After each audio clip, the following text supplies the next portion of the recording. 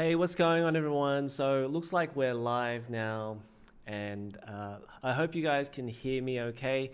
Let me know in the comments below if you can hear my voice okay and that the audio is working well. As you can see, we're going with the green screen, and yeah, I've been trying to do something about the background here for a while. It was a little bit plain. And I know the next place that I'm going to, which is my place in Australia, it's going to be a very small place. So I think the only option really is to go with a green screen. And so I figured I may as well start learning how to do that. And actually, I've seen a lot of TV shows, professional shows. They've been using green screens really well, and you can't really tell the difference. Obviously, now you can tell that this is just a wallpaper. But people have been mimicking live studios with the green screen. I watch a lot of Premier League, so I watch the BBC Match of the Day. So that is all green screen, and it looks, and I didn't know until they actually showed me the green screen. I thought they built the studio. So, I think there's a lot of potential there. And also, by the way, I'm using a Logitech 1080p webcam, which costs like $100. And previously, when I was recording the videos, I was using a Sony Alpha 6000, which is a mirrorless camera. So the step-in quality isn't too bad. At least that's what it looks like. I'm gonna try the webcam this week. I'll try the Sony Alpha 6000 next week, and I'm just gonna compare and see which one I like better. But for now, as long as I get enough light on the shot, then it doesn't look too bad. So I'm okay with this. In fact, because it's just a talkback show, essentially, I don't really need a very strong camera with lots of bokeh, so I think that's okay. But actually, the reason I brought up the green screen was because I wanted to show you guys like some of the other wallpapers that I had for the background. And if you're watching this later on, let me know in the comments which one you like better, and I guess we can just shuffle through them. I do want to keep something consistent, but if it gets boring, then obviously I want to change it up a bit. But we can have like a moving background like this, which kind of goes with the color scheme of the Gym RPG show. It's pretty cool. Let's see, what else we got? We got the startup screen.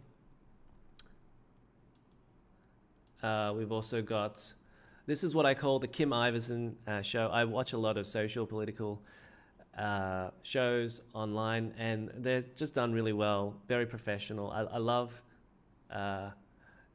the Kim Iverson show.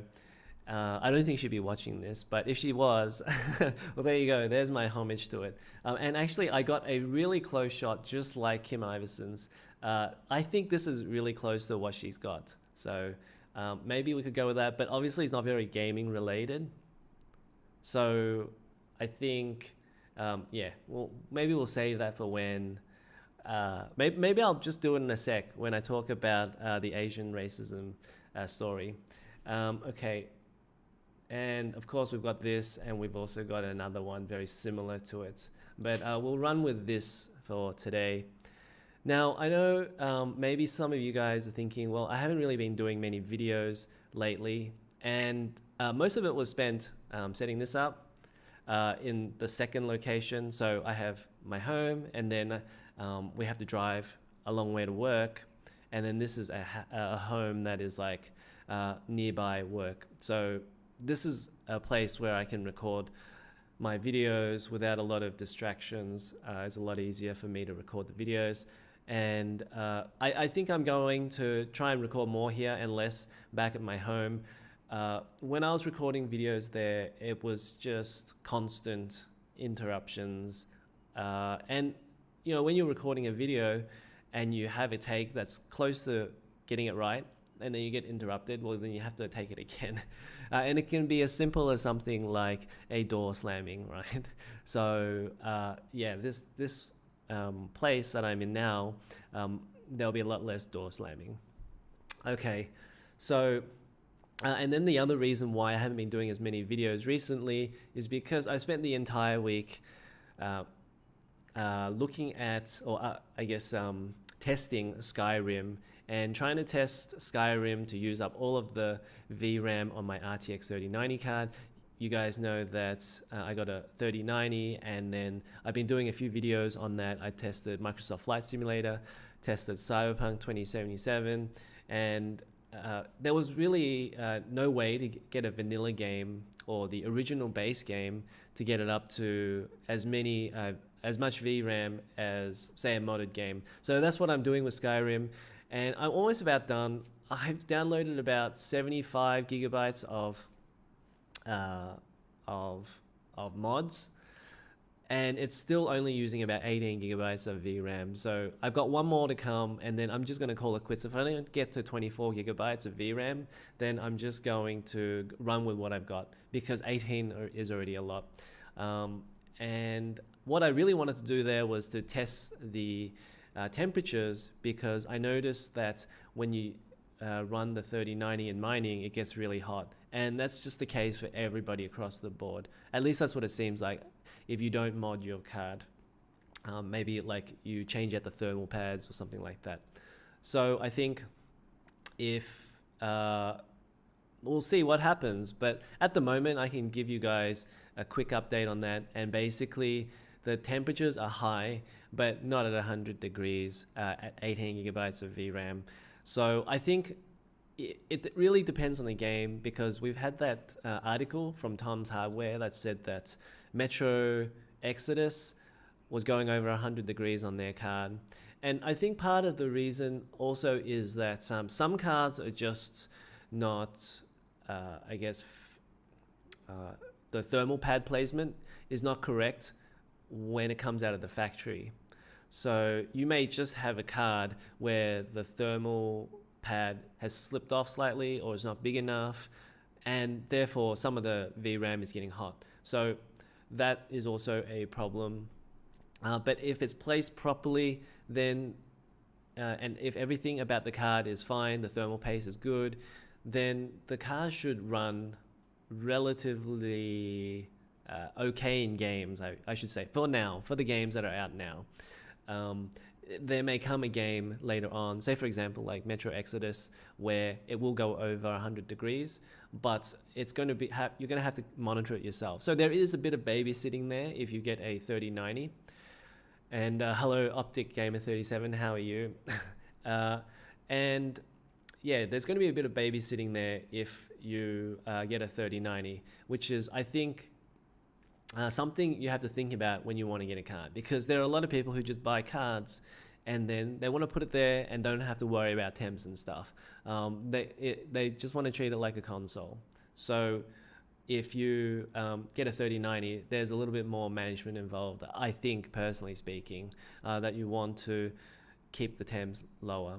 And you know, if you just put that card in by default, the fans aren't going to turn up by default. They'll just be on the regular default fan curve, so you'll always end up getting higher temperatures. Whoa, Optic Gamer 37, congratulations on the Series X. I really hope you'd enjoy it. I had a lot of thought about getting a Series X this week as well, because of all of the Gamepass announcements, which we're going to talk about today. So make sure you let me know what you think about your Series X in the after show, and also right now if you want, like, just let me know in the chat.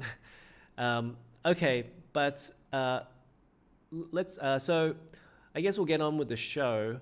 So what we're going to talk about today, I just briefly want to talk about the spa shootings in Georgia, because as a Chinese Australian person, I think that's really important. But let me just touch on the other stories, and then we'll get to the Georgia spa shootings.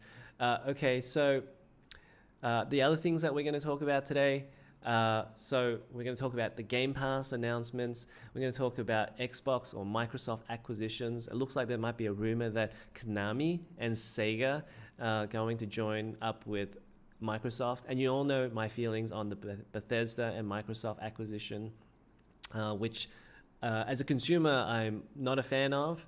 But obviously for Microsoft, that is a great acquisition. We're also going to talk about NFTs. There's another FIFA story about how some employees sold some Ultimate Team cards to people on the side to make side money, which is a big no-no. You can't do that. And we're going to talk about Beeple and the NFTs and how they're sold for $69 million and whether NFTs is a good thing for everybody or not. And then finally, in the hardware section, we're going to talk about the RTX 3060 anti-mining limiter that accidentally got taken out from one of the developer drivers. Good one, NVIDIA. And then we're going to talk about the RX 6700 XT reviews that just came out today. And yeah, I think it's a great show. So let's get straight into it. So I really just wanted to touch on the Georgia spa shootings because as a Chinese Australian who lived there for a long time, so I lived there from when I was 7. I moved from Hong Kong to Australia when I was 7 and grew up in Australia. I think that, you know, when you're such a minority net race, nobody really cares about you. So it's only when people start to feel threatened. So perhaps that's why we saw Donald Trump talking about the China virus. They start to feel threatened. But at the same time, there's two parts to racism. The one part of it is that there are people who don't know what they're doing. So I think part of that is called diet racism. And people are joking around and talking about it like it's funny or something. But that's the dumb part where people say a dumb joke and nobody laughs because, hey, look, you're telling a anti-Asian joke to an Asian. That's just not funny. You're trying to get a reaction. It's not happening. Oh yeah, and Roblox. So Roblox is going public. We'll definitely talk about that. I don't know too much about Roblox, but I definitely need to mention it. So we're definitely going to talk about Roblox. And so I think, yeah, as I was saying, so there's two parts. There's the part where people are very smart about it and say stupid things. This is what happens in football. A lot of dumb people say dumb things as, I guess, they're trying to gain an advantage or they're just doing it to spite people, hurt people. And then the other part of it, of course, is the Donald Trump type of thing where people are using it for nefarious means, their own personal gain. I think part of that has to stop. We see a lot of it. It's pretty gross, especially people like political figures like Donald Trump who are in the news media every day spreading things like China virus for his own gain. Obviously, it's just so that he can gain his supporters, to get people, the whole nationalism thing, so to get more voters for him. So you have that problem where these, I guess, people are using it for their own gain. So I think we all have to step up to the plate. Everybody in society needs to do their part. If somebody is telling a dumb joke, that really has to stop. And with these shootings, particularly, I guess the other side of it is that shootings are such a big problem in the US. And as an Australian personally, I can only tell you what it's like living in Australia. There are no guns.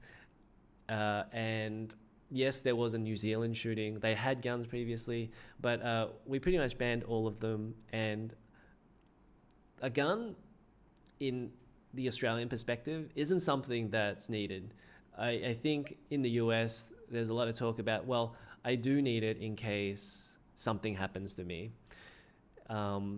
And so in Australia, we just go on about with our daily lives without a gun. We don't need a gun. and we feel good about that. We know that when we walk down the street, 99% of the time, nobody's had a gun. So I guess there's two parts of it. Obviously, the Asian racism part, people feel threatened, and obviously the shooting part with the guns and stuff.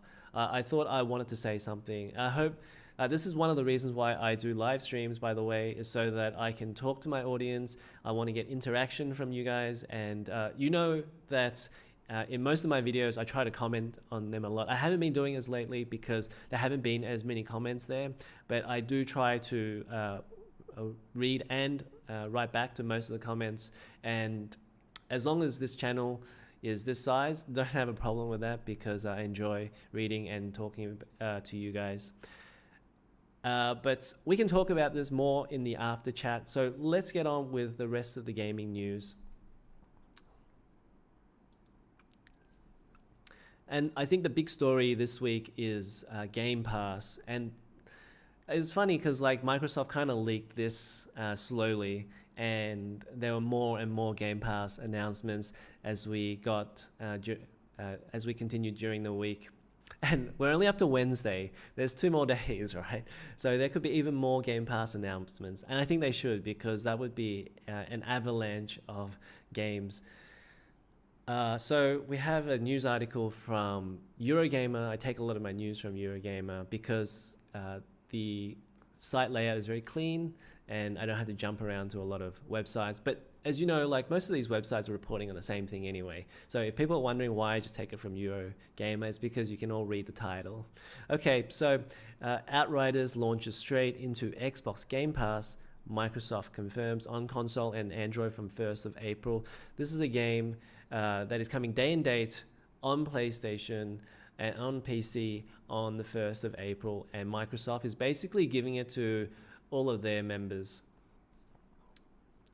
Outriders will be available from 1st of April launch date via Xbox Game Pass on consoles and Android devices. Microsoft has now confirmed. Developed by Bulletstorm and Gears of War Judgment studio People Can Fly, the sci-fi RPG shooter has picked up positive reactions from its recent demo. Now, I think that's really interesting because when I watched it, the first instinct reaction that I had was that it looked like Gears of War and then Destiny, and that's exactly what it is. And I'll just read a little bit more of this, and then we'll play a little YouTube trailer over the top while I talk about it. So today's confirmation of an Xbox Game Pass launch comes after a knowing tease by Microsoft over the weekend. Okay, let's continue on. If you're thinking of playing the Outriders demo, which provides a good chunk of the game's first section, it's worth noting there are no cross saves, although there is cross play, so it's worth playing this on Xbox too if you do have Game Pass. I think it does save. I'm not sure. I saw it in a trailer. Maybe I'm not quite so sure about that, but maybe you want to double check that. So let's read the last paragraph here. Outriders feels like a game at a time, but it also feels, strangely, I admit, ever so slightly compelling. Playing it reminds me of all those years I spent shooting stuff on my Xbox 360, and I really loved that console, a blast from the past. Hey J Beers, how you going? I hope you are enjoying the show. I hope you're enjoying your night, wherever you are, if it's night or day. Outriders sucked. Well, it's free for Microsoft. Well, you know, free as in like if you are a member of Game Pass. So I think, and there are plenty of other games on Game Pass if you don't like Game Pass. But I thought this was interesting because this really started all of the Game Pass announcements this week. So that's why I wanted to lead with this. But maybe we'll play a little bit of this IGN. I wonder if this is going to work. Okay. So today we're excited to show you more of the journey and structure of Outriders.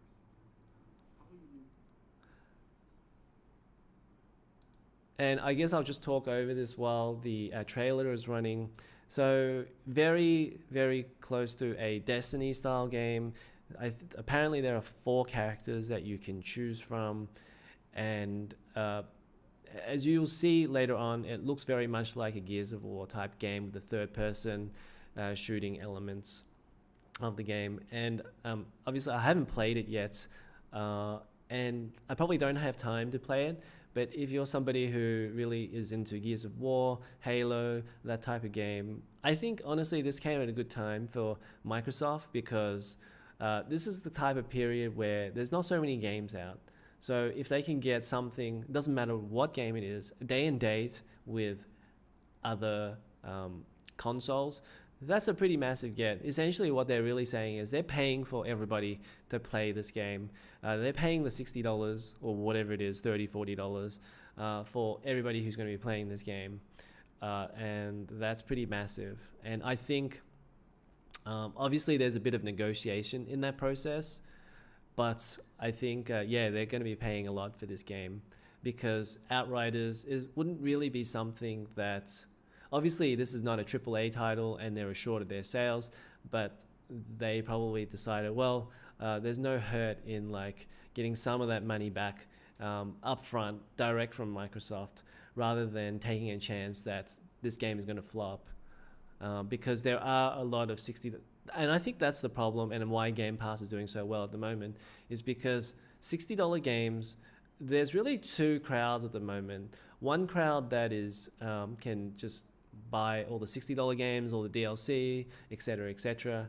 And then there's another crowd that has to kind of wait for it to be discounted a little bit. And so, or maybe when it comes out for free on these Game Pass services or PS Plus. So I think, and also a lot of the mobile gamers, they're probably in that group where a lot of them are free-to-play gamers. So really two big groups there, and there's this depth of, death of $60 games, where I think previously you could release a $60 game and it'd do okay, but now with the budgets and everything, it's impossible to release a $60 game and have it do okay, like have it do 100,000 sales or 200,000 sales. If you're not making 2-3 million sales at the minimum for a $60 game, then it doesn't work as a development project. You saw a lot of these A-level games, they pretty much disappeared now. And the only way back for them in is if there's something like Game Pass. I can't believe we got an ad during that, but all right, so I don't know if maybe I will play this a little bit longer in the after show chat. So we'll just leave it there for the time being, and get on with more of these Xbox Game Pass announcements. So NA asks, do you expect a gradual increase in price as more people opt into Game Pass? Yep, so I'll answer that question now. I thought I would talk about it a little bit later. No, I don't think there will be a gradual price increase. Essentially, I think, as you see right here, you have a certain number of games coming. They can't release too many games. And recently, a few days ago, they had a Bethesda Microsoft roundtable with Todd Howard and Aaron Greenberg, and Phil Spencer and Sarah Bond. Sarah Bond is the marketing director, or she is the third-party manager or partnerships person at Microsoft. She's essentially saying that she cares a lot about curation, and there's two parts to Game Pass. One part is that it's very much value-oriented. So there's no way that you're going to possibly able to buy all of these games for $10 a month. Like, you might be able to buy one of those games previously on your budget, but there's be no way you'd be able to buy all of them. And now you can get them all for $10 a month. So that's the value aspect. And then the other aspect is the curation aspect. So they don't want to just put tons and tons of games on. They want to put the best games on, or the best games they can get, or something to suit everybody. And that would make sense for them, because what they're trying to do is get as much of a user base as they can. So I think to answer your question, do you expect a gradual increase in price as more people opt into Game Pass? Well, as more people get into Game Pass, their revenue is going to grow anyway. So then it's up to them to decide whether they're happy with the current content that they have, whether they want to put a bigger, better games that will end up costing them more. And they may well do that, but we don't know how much better the games will be. I don't think we're going to expect anything like GTA 5, but for them to get something like Elder Scrolls is pretty big. But essentially, I don't think they're going to raise the price on people because more and more people are going to stay in the subscription if they continue on delivering this quality. And of course, as you can see with Humble Monthly, I believe that more and more people are opting for Gamepass rather than something like a Humble Monthly. And then because the quality of the Humble Monthly has been coming down a lot. So I think you have plenty of money going in. There's a Eurogamer article that I wanted to bring up to talk about this. And if you don't mind, I'm just going to bring that up right now.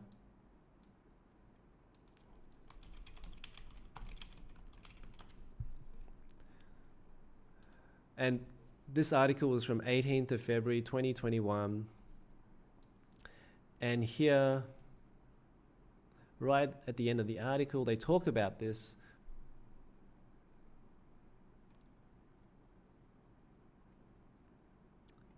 Let me find this.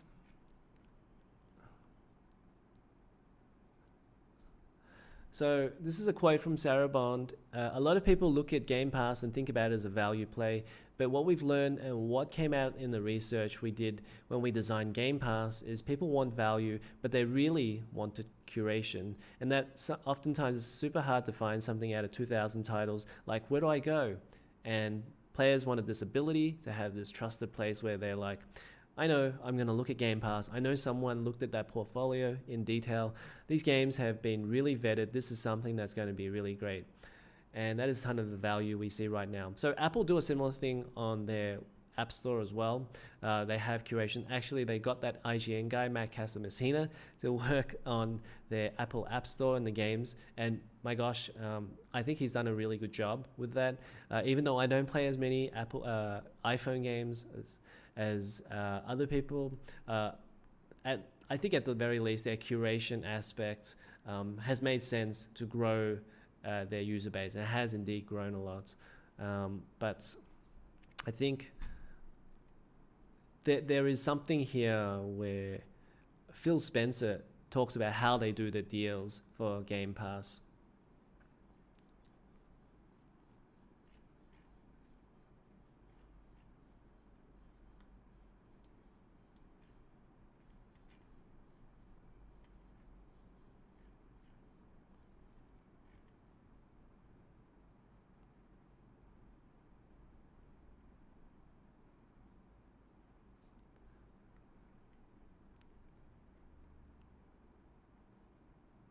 And it's super important. That's why I wanted to get it. But it seems like I can't find the quote. Maybe I'll just do a search for Phil.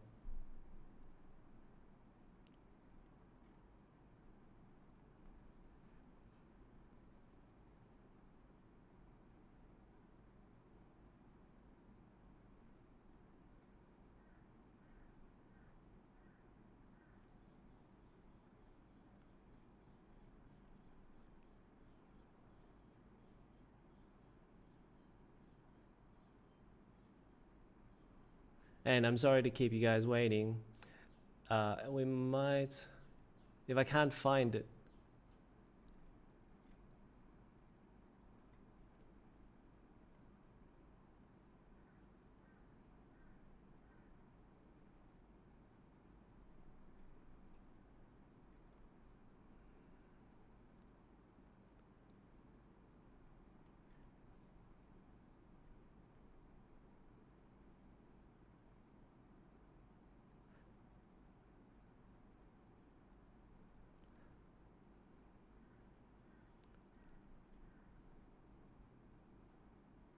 Well, I don't think I can find it, but there's so many quotes in there, and recommend you guys have a look at that article. I'll leave a link later on in the description below, but essentially it's from Eurogamer. You just Google search Google Gamer, is Xbox Game Pass too good to be true? Lots of quotes there, and there's a quote there from Phil Spencer, and I'm paraphrasing this now, and they do a lot of different deals with Game Pass. So there'll be some deals where they're upfront with the money, some deals where it's about usage, some deals where, lots of different ways to cut chicken. So I think, I don't know that's the saying, skin a duck, skin a cat. I think that's it, skin a cat. So they have a lot of different deals in place. And previously, at first, I thought it was going to be about usage. But then a lot of developers said, no, we don't want to base it on usage because that would be unfair. Just give it the money to us all up front. And most of the deals are money up front. And so essentially, Microsoft are just basically supporting these developers to put stuff on their Game Pass store. And I think if it's just based on usage, then that's kind of underselling the game, because essentially then Microsoft is using their game to make a bigger platform for themselves. And the developers are correct when they're negotiating. They're saying, no, you got to pay me upfront what I deserve is my fair cut of Game Pass. And don't forget, like, when a developer is putting their game on Game Pass, essentially they're helping Game Pass to grow. They're helping Microsoft to get bigger. And that's good for the developer, because then they get a better deal from Sony as well, and other Nintendo as well. So it's in developers' interest right now to help Microsoft so that they can get a better deal on Sony. So I think these are all the politics at play in the background. So I think I don't know if I have any more questions about Xbox Game Pass, but feel free to keep asking questions about it in the comments. But no, I don't think it's going to increase in price. I guess it could technically increase in price once you get to a stage where Microsoft is bigger than everybody, but that's going to take a long time to come, and probably not going to happen until the end of the generation. So you're good for at least like 4 or 5 years. Optic Gamer 37 says Octopath Traveler coming to Xbox Series X. Exactly right. So this is what I'm going to show you guys next. So then Xbox had another announcement the next day, and they talked about all of the games that are going to be coming out for Xbox Game Pass. So we've got Outriders on April 1st. Undertale is out already. Yakuza 6, which I played already, great game, and I highly recommend everybody go and play Yakuza, which is my favorite game series and why I'm called Jim RPG. Okay, and so Yakuza, you can play the entire series now on Xbox Game Pass. Narita Boy, I don't know too much about. Empire of Sin looks really good and something I'd be interested to try out, but obviously there's just so many games that it's impossible to try them all out. Star Wars Squadrons, which is a game that came out 6 months ago, which is still pretty new, out on console.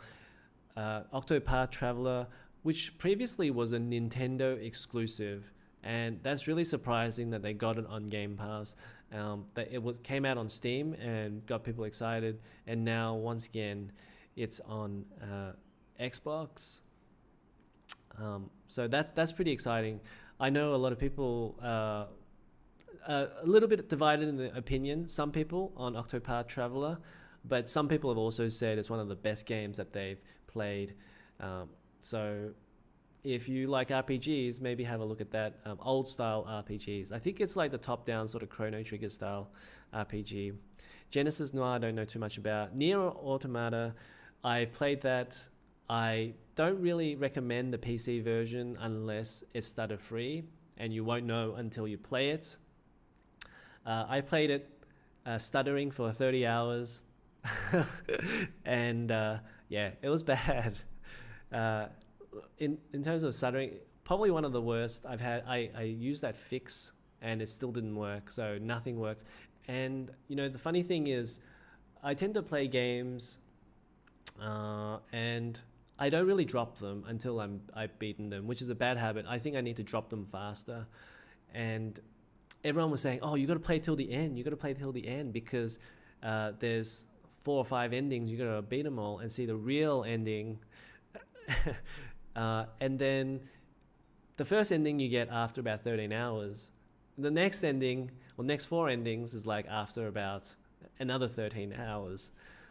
So I ended up playing the whole thing, and I think the problem for me for Nier Automata was that it's too similar in the second playthrough. So that's my problem with it. It was perfectly fine for 13 hours, but to repeat itself and make you play 30 hours, especially when you're strapped for time, I think, yeah, that kind of soured me a bit. Torchlight 3 is really surprising because they just gave away Torchlight 2, if I'm not mistaken, on Epic Games. Now they're going to give away Torchlight 3. So I'm not sure what the deal is with that. Pillars of Eternity Deadfire, I don't know how successful that game was. The first game was extremely successful from a sales point of view, although I think after people started getting into the game a bit, people weren't as enamored once they got into the game. And I tried playing it like 3 or 4 times, and I think it just wasn't yeah, my cup of tea. I even bought the strategy guide for Pillars of Eternity, and that didn't really help much. I think there's something very, very old school about Pillars of Eternity that you kind of question when it's a new game made today. Like, there are some sections where you just get stuck and you don't know what to do. And of course, now everybody can just Google it, but I really think that in terms of still designing games, you shouldn't have to go and Google something if you don't know how to beat it. I think that can be a problem with some role-playing games where I guess you just keep dying at the same spot. That's what happened. I kept dying at the same spot. And also Superland is coming out. Jacqueline says, "Hi Jim, how are you still in Malaysia?" Yes, I am. Okay, so these are the dates for the games coming out on Gamepass. So March 18th, you're going to get Empire of Sin, Nier Automata, Star Wars Squadrons, and Torchlight 3. March 25th, you're going to get Genesis Noir, Octopath Traveler, Pillars of Eternity 2, Deadfire, Superland, and Yakuza 6. March 30, Narita Boy. And that's one of the reasons why I said previously that I think the costs of Game Pass for Microsoft to buy all of these games is more or less going to stay the same, except on the quality. If the quality improves, then of course they have to pay more, but also your subscriptions will go up anyway. So they can't simply just release like 20 games a week because it will just be too many. So this is something that, and also by the way, like if they just release 3 or 4 games a week, which is a lot already, that gets people talking about those games and gets people excited about those games in question.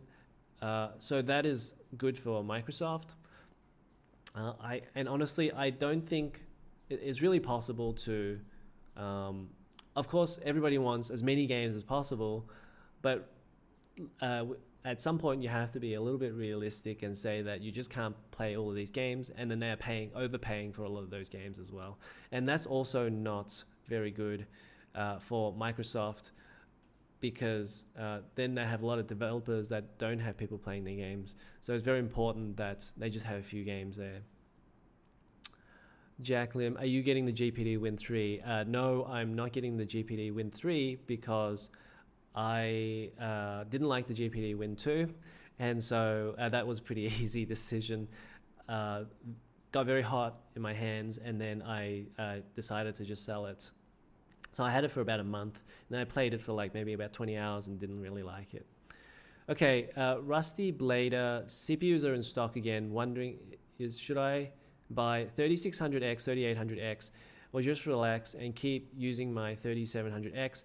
I play a lot of CPU bound games like PSO2, so I'm not sure what is best. Okay, well that's really tough for me to answer because PSO2, I don't really know what your performance is like on PSO2, and I think there really isn't something that's going to be that much better than the 3700X. I think a lot of games are going to be using mostly the single core performance. So if you get better single core performance, if you get better IPC on that single core, then you're going to get better performance in general. So you're not going to be able to help by just getting more cores, is essentially what I'm saying. So I think if you move up to say like a 5600X, which can almost get to as fast as a 5900X or a 5950X, then you're really only improving by maybe 10% in terms of game performance. I think the IPC increase is about 20%, but in terms of gaming, is only going to be about 10%.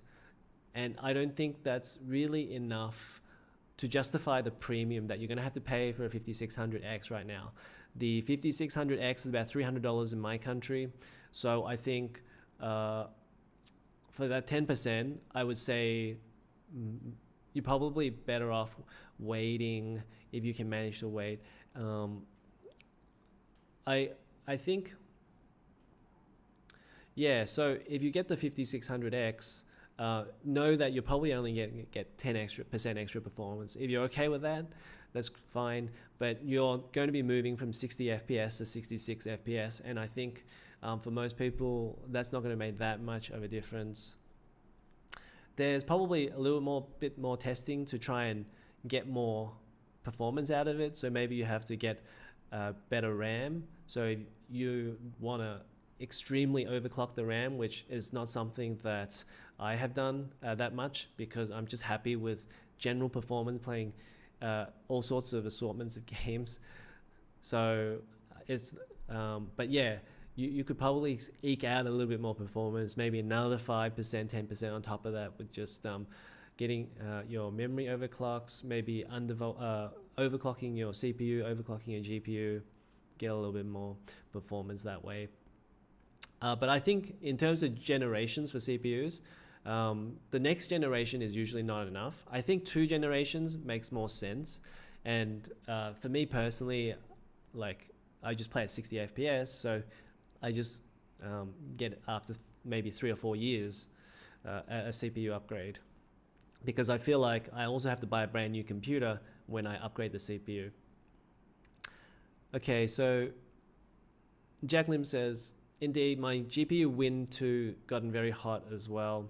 You mean now or when you got it? Because I had the old Phison SSD in that Win 2, and then yeah, that was one of the reasons why it was super hot. Those SSDs were just, could have been like 50, 60 degrees. And I think it ultimately depends on the person. Like for me personally, I come from playing a Vita, which is cool. A Switch is generally pretty cool compared to a Win 2. So going from a Switch to a Win 2, it's just too much difference. So I didn't really like it as much. And then I also found that I was, I guess, tinkering too much with the low specs. And then you'd have to run everything on low settings. It was just a bit of a bother. And I'd rather just put the cart in Switch and just play the game.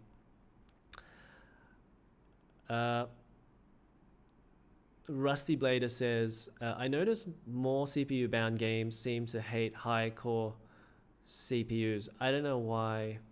Yeah, because they don't use those cores. And so many games, they just top out at 3 or 4 cores. They just simply can't run that many instructions at the same time, because think about like what the CPU does is like, okay, I need to shoot this guy over there, and then I need to make that sound, so I need to send some sound data to the audio. I need to have a reaction from the player. Everything is in sequence when you program for the CPU. So you can't really have that many things going on at once, especially for something like PSO2, probably a little bit older game. So they're not going to use as many cores because not as many instructions sent to the CPU at the same time. So that's why even if you get the 5600X, you get that 10% performance bump because of that single core performance increase. But I hope that kind of makes sense to give you a little bit of thinking of like, if you get more cores, doesn't necessarily make most games better. There are current games like Cyberpunk 2077 that kind of makes more use of cores if you have them. So like if you have a 10 core CPU or a 16 core CPU, Cyberpunk 2070 tries to use more of the cores. But again, there comes a certain stage where in development they go, okay, we're developing for 4 cores or we're developing for 6 cores, and we're going to optimize our performance around that.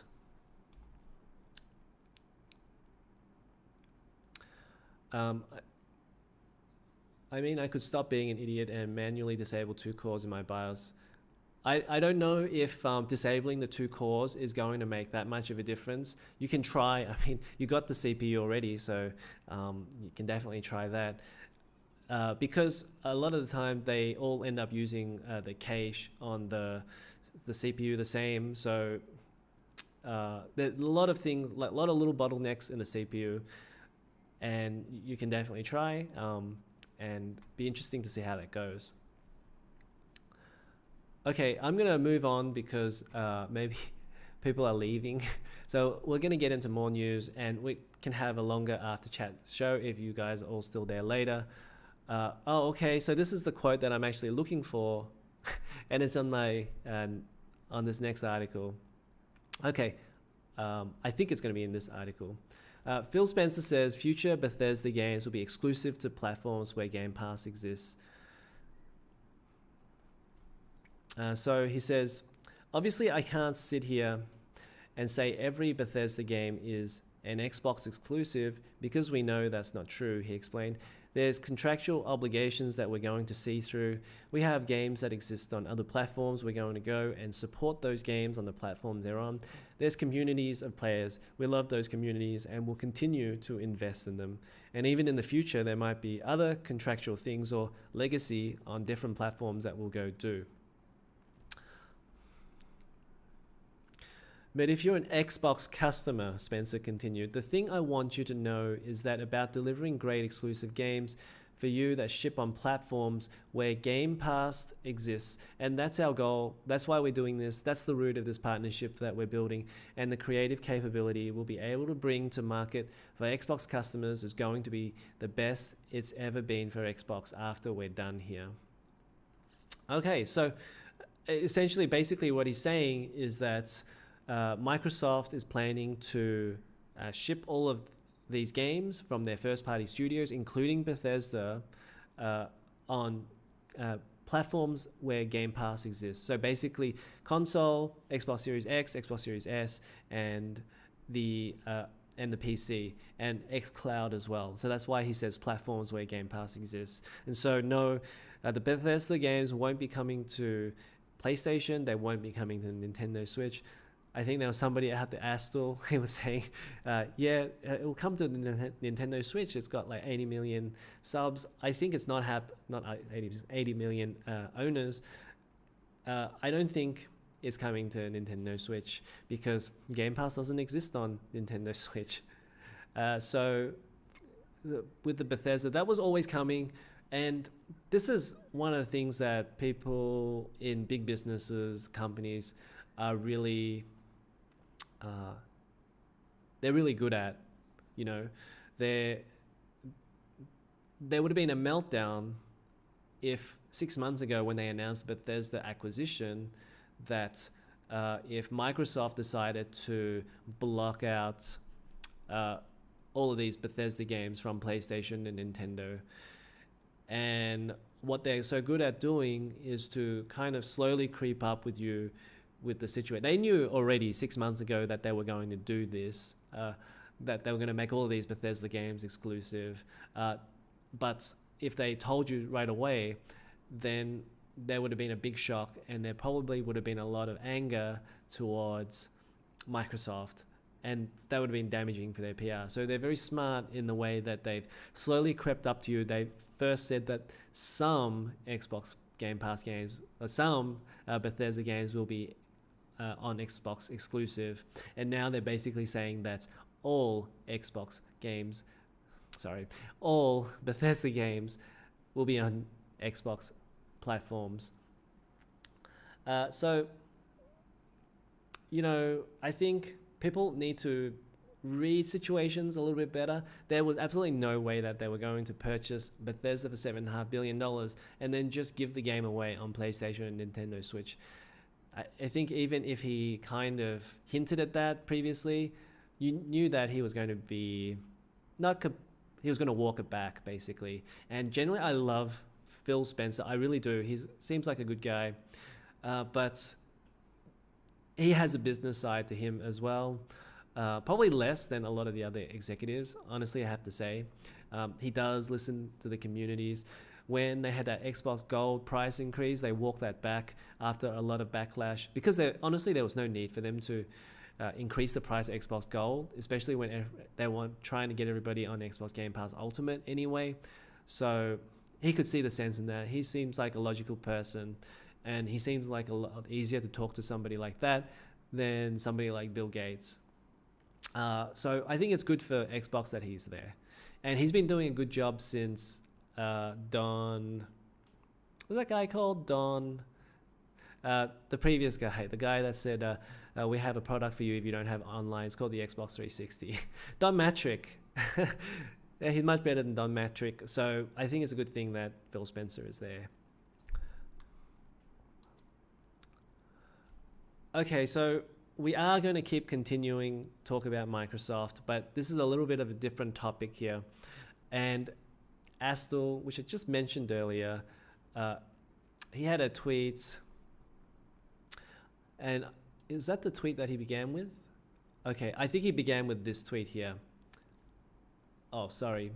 I think he began with this tweet, and this was something that.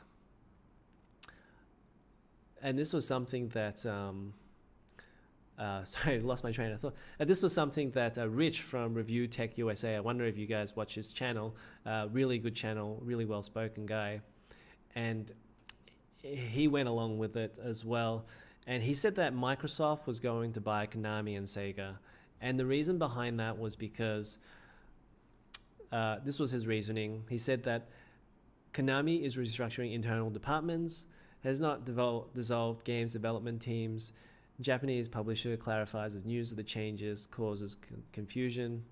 And then also he said that Sega is also restructuring and separating its amusement and video segments. So he brought those two things together and thought that, well, I mean, maybe there's, he has other sources where he talks about, where other people are talking about Microsoft potentially buying other companies.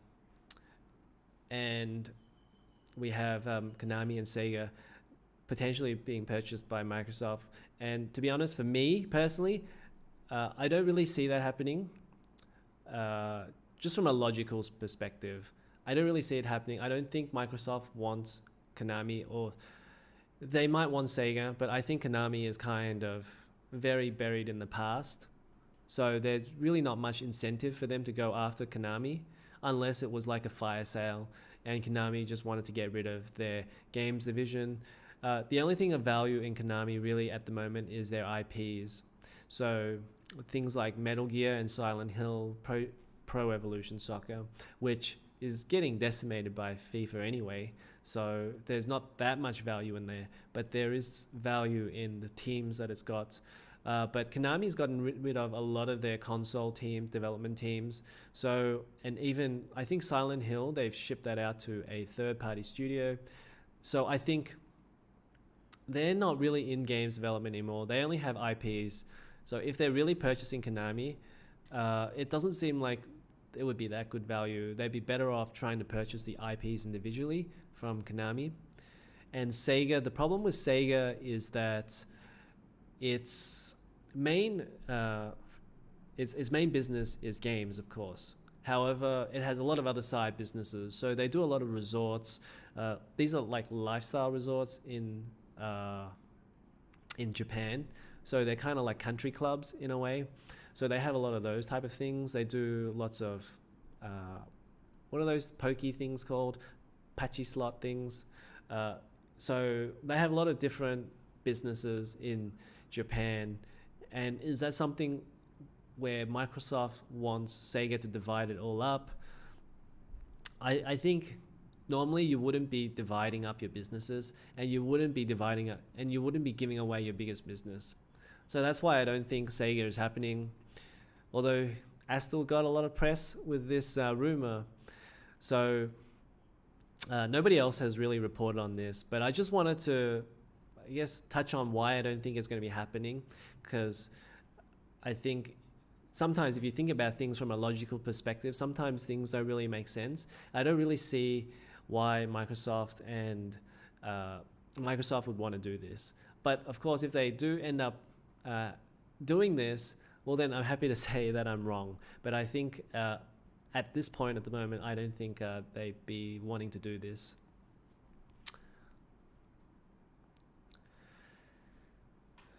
Okay, so Rusty Blader says, I have a mixed feeling about exclusives. I see first-party exclusives as sometimes necessary evil for consumers, since it sets a standard for third parties to compete against. But at the same time, it annoys me because I don't like being told I have to buy a console just to play that game. And NA says, you're right on the money. It's a necessary evil. Yeah, I'm not that interested in first-party exclusives. There are a few on Nintendo Switch that I bought, like Super Mario Party, Mario Kart 8 Deluxe. What was the other one? Super Smash Brothers. So there's no other way you're going to be able to play them, and then they're fun multiplayer games that you can play with your family. So okay, I just decided to get them. But generally, because having been a PC player, I think this is something that sets PC players apart from console players. I think there's this dependency on console players to really want exclusives. And as a PC gamer, I completely feel like I don't have a need for exclusives really. So if there's something that I want to play, but it's not available, well, I'll just go and play something else. That's kind of the beauty of PC, with the crazy backlog that people have on Steam, with all of the sales, and as well now with Gamepass. I think you never end up running out of games to play. So I don't really see exclusives as that big of a deal. Obviously, a lot of people are, how would you say, fans of a particular console, fanboys. So I think that can also make you want to buy everything on the platform, especially first-party titles. It gets to a point where, oh, now you're buying it just to support the company, which honestly, that feels a little bit weird to me. So anyway, but yeah, in terms of first-party exclusives, obviously from a business perspective, Microsoft, that's the logical thing for them to do. But for gamers, yeah, I don't really see a big problem. If people feel like they're missing out, well, for me personally, I don't feel like I'm missing out. Like I don't even worry about that game. Like for example, I don't even have a PlayStation 5 or an Xbox Series X right now, and the only game I really want to play on the PlayStation 5 is Gran Turismo, and I think I'm okay if I never got a PlayStation 5 to not play that one game. Okay, I was going to go through the article for Sega and Konami. I'm not going to do that. I'll leave a link in the description below for those two articles, essentially talking about them restructuring their internal departments. But let's move on to the next story. And before we do that, I'll just read this chat out. I'm not loyal to any platform. I just want the best games without any BS. LOL. I love PC, but I do admit I'm not mainstream for that market. I don't get outraged over things like Epic easily. Exactly right. Yeah, I don't really get that outrage anymore. Just move on to something else, right? Okay, so yeah, FIFA 21 rocked by EA Gate scandal after company employee is alleged to have sold coveted Ultimate Team cars for thousands of pounds. We covered FIFA, I think last week or the week before, and how they were using the AI in that game to, I guess, make it so that other people will spend more money on cars. And well, here's another scandal from EA and FIFA, but I think ultimately this one is more like this was something that somebody was doing on the side secretly, so there was no way really that EA could really stop this. So I don't blame EA for this. It was just the employee basically. FIFA is currently embroiled in one of the biggest scandals to ever hit the game after an EA employee was alleged to have sold coveted Ultimate Team cards for thousands of pounds. Unconfirmed direct messages appear to show a company employee selling icon cards in packages priced 750 to 1,000 euros. In one WhatsApp message, 3 prime icon moment cards are offered for 1,700 euros. I will get to this tweet in a second. I'll just want to see if there's anything else. You can see there the icon cards that you pay the money to get those packs of Ultimate Team cards for. When isn't EA in a scandal? Good point.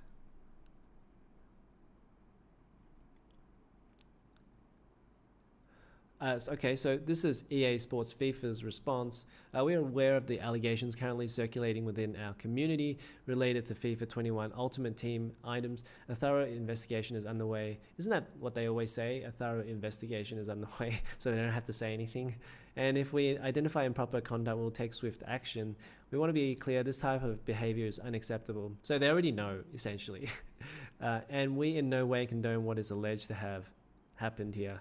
We understand how this creates concern about unfair balance in the game and competition. We will update the community as we get more clarity on the situation. Well, we're going to get to the actual messages, but let me just say off the top of my head, like, if you're in a company and you work for that company, this is essentially like you're taking some stationery and then selling it on the side. So, yeah, well, you can't really do that. So this is exactly the same thing. And I don't think, I mean, it's a scandal because this is concerning hundreds of millions of players, hundreds of millions, maybe millions of players of FIFA. But honestly, this is basically like somebody stealing from the company.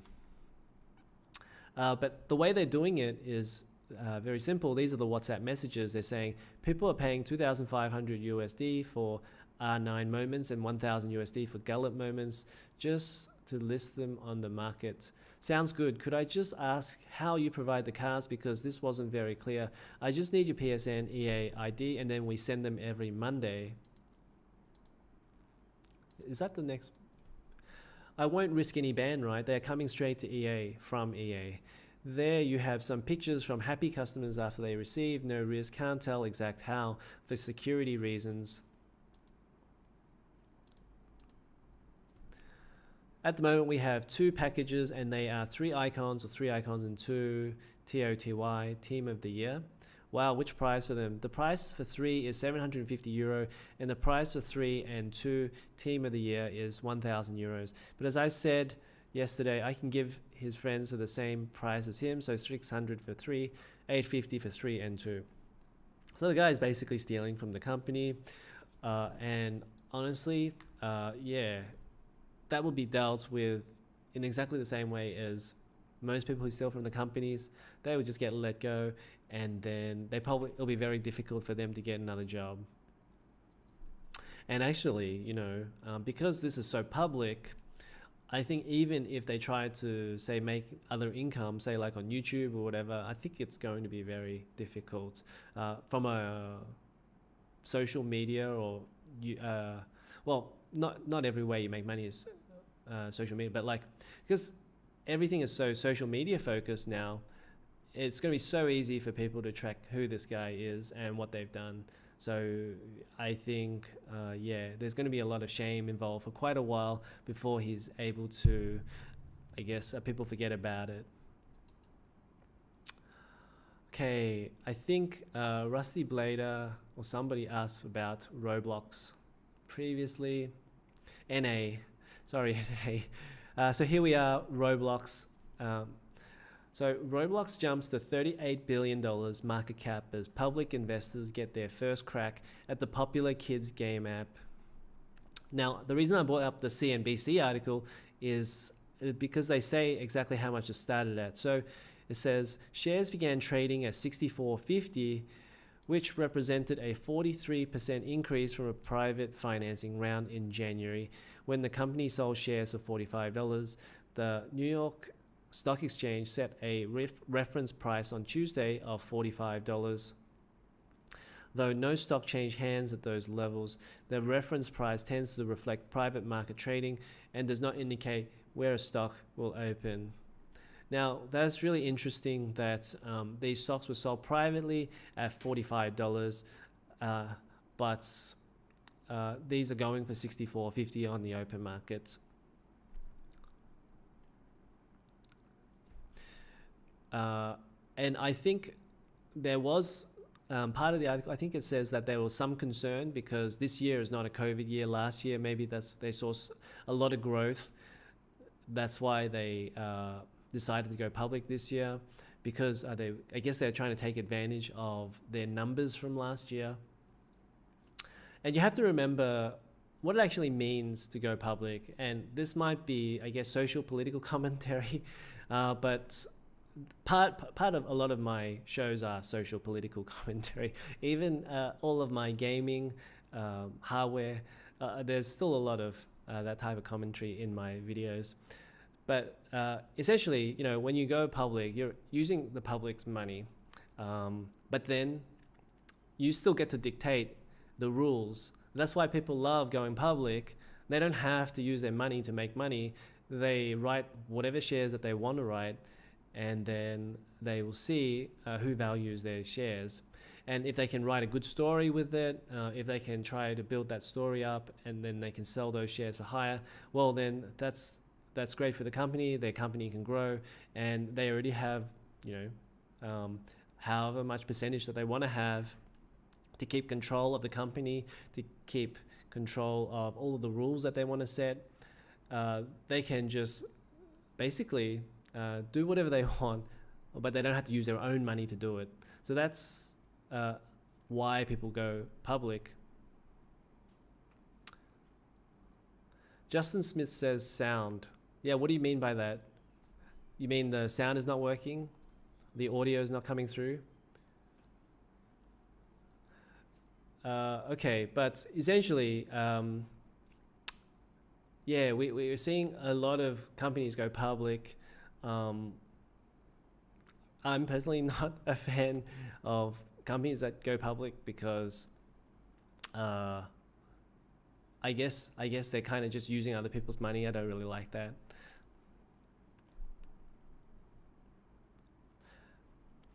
But I guess I'll just talk a little bit over this Roblox trailer. But I think the reason why Roblox has been so successful,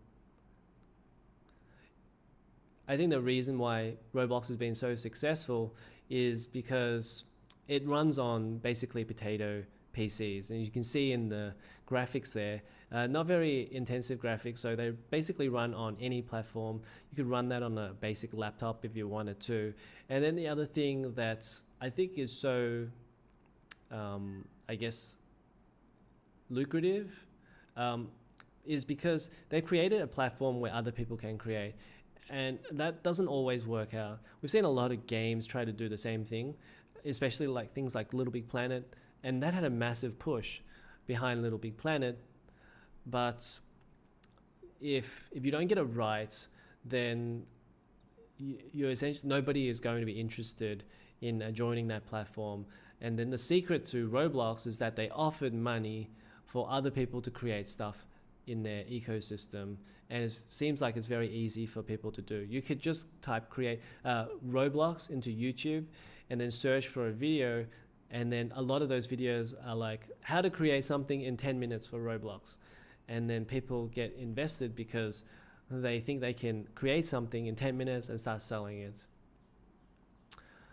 Okay, so Rusty Blader says, well, they can do what they want for about 2 years until these investors invest the company and put their own staff in. Yeah, so all the owners really have to do of these public companies usually is that they just have to deliver on their promises, but they also can write whatever promises that they want to deliver. So if they say they want to grow the company in this direction, then yeah, they have to deliver on that to keep increasing the share price. So it's not all without risk, but essentially I'm saying like when they're not using their own money, they can do a lot of things that they don't normally typically do because there's just a lot of risk when you're using your own money. Jack Lim says, I am seeing MS might be buying more WRPG studios, Larian Games maybe, not studio too gigantic. MS knows their audience. If they want games, it's better to pay for them to port to Xbox Game Pass. Yeah, if they get Larian Studios, that would really be a trifecta of like basically all of the Western RPG studios that are out there at the moment, and there would be no place else to go for Western role-playing game fans. So they've got Pillars of Eternity dev, Obsidian, I think that's what they're called, and then they've got In Exile as well. So yeah, that I haven't heard anything about Larian because they haven't put any games on Game Pass either, but who knows what's going to happen in the future. Okay, so we've got one more story here, and then we're going to go to a little bit of a break, and then we're going to come back with the hardware news. So this story isn't really gaming, although Beeple has been a part of the gaming community for a long time, and I think he's an artist at some studio, but he's been putting up his art on Twitter for a very long time now, maybe 10 years or something like that. But essentially, Beeple tweeted out, "Holy F," on the 11th of March, and what happened really was he sold a piece of NFT, which is a non-fungible token, for $69 million.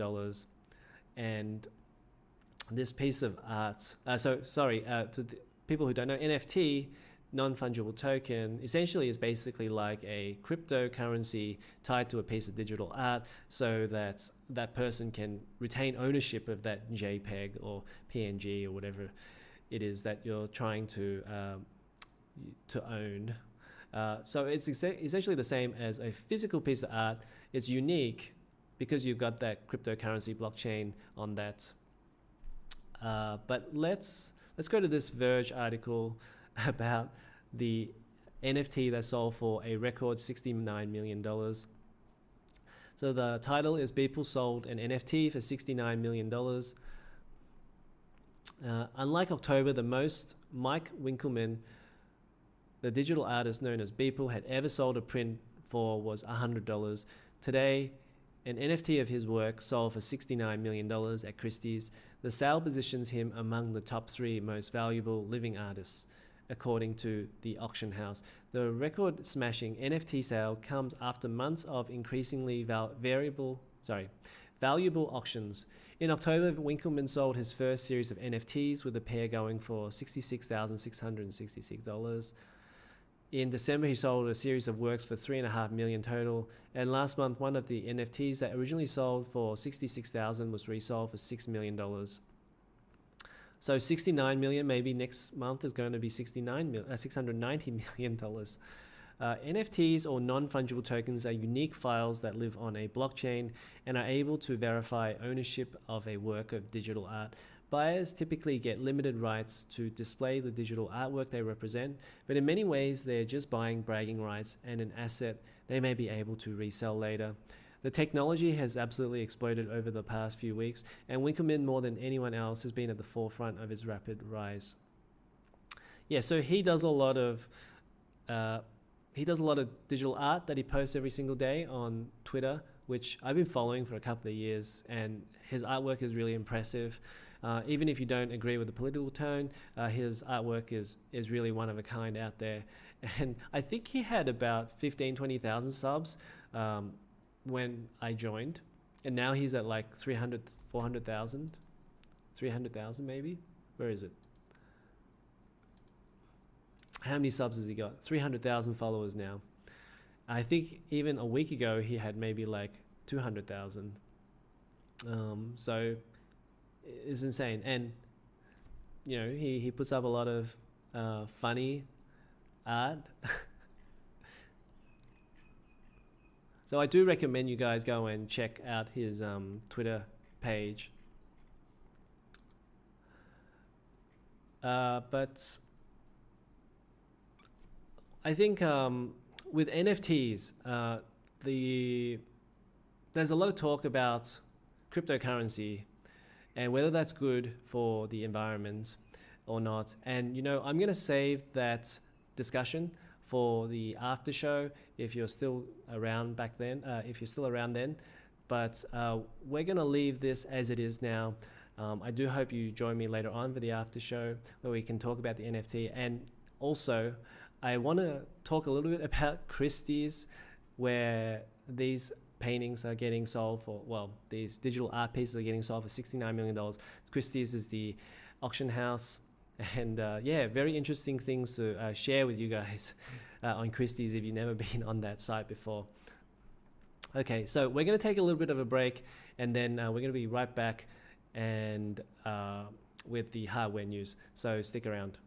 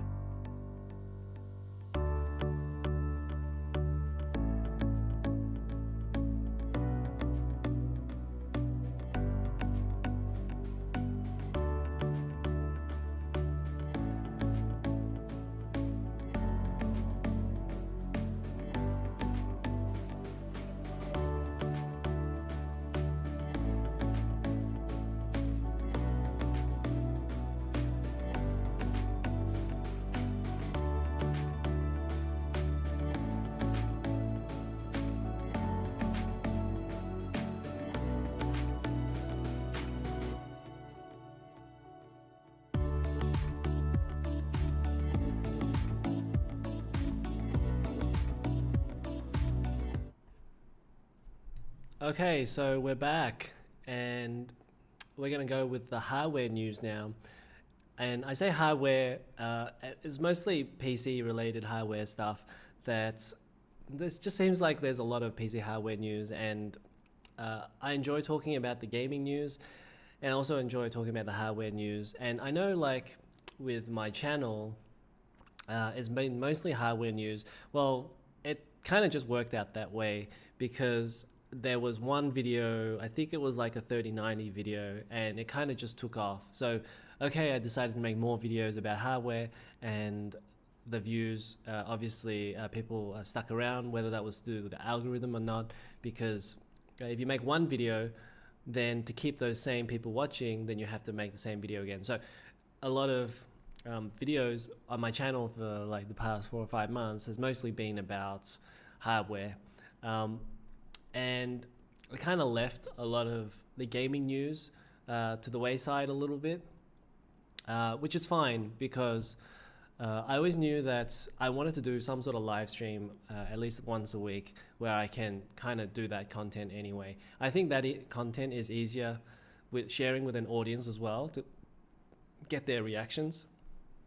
Obviously, we don't have that many viewers, but it would be interesting to have a few more viewers, and then I think that would be really interesting to go through the news together. But anyway, let's move on to talk about the RTX 3060 Ethereum limiter that was removed accidentally this week by NVIDIA. And so essentially what happened was there was this driver, and it was on the development side of the website for NVIDIA that you could only get to if you're a developer.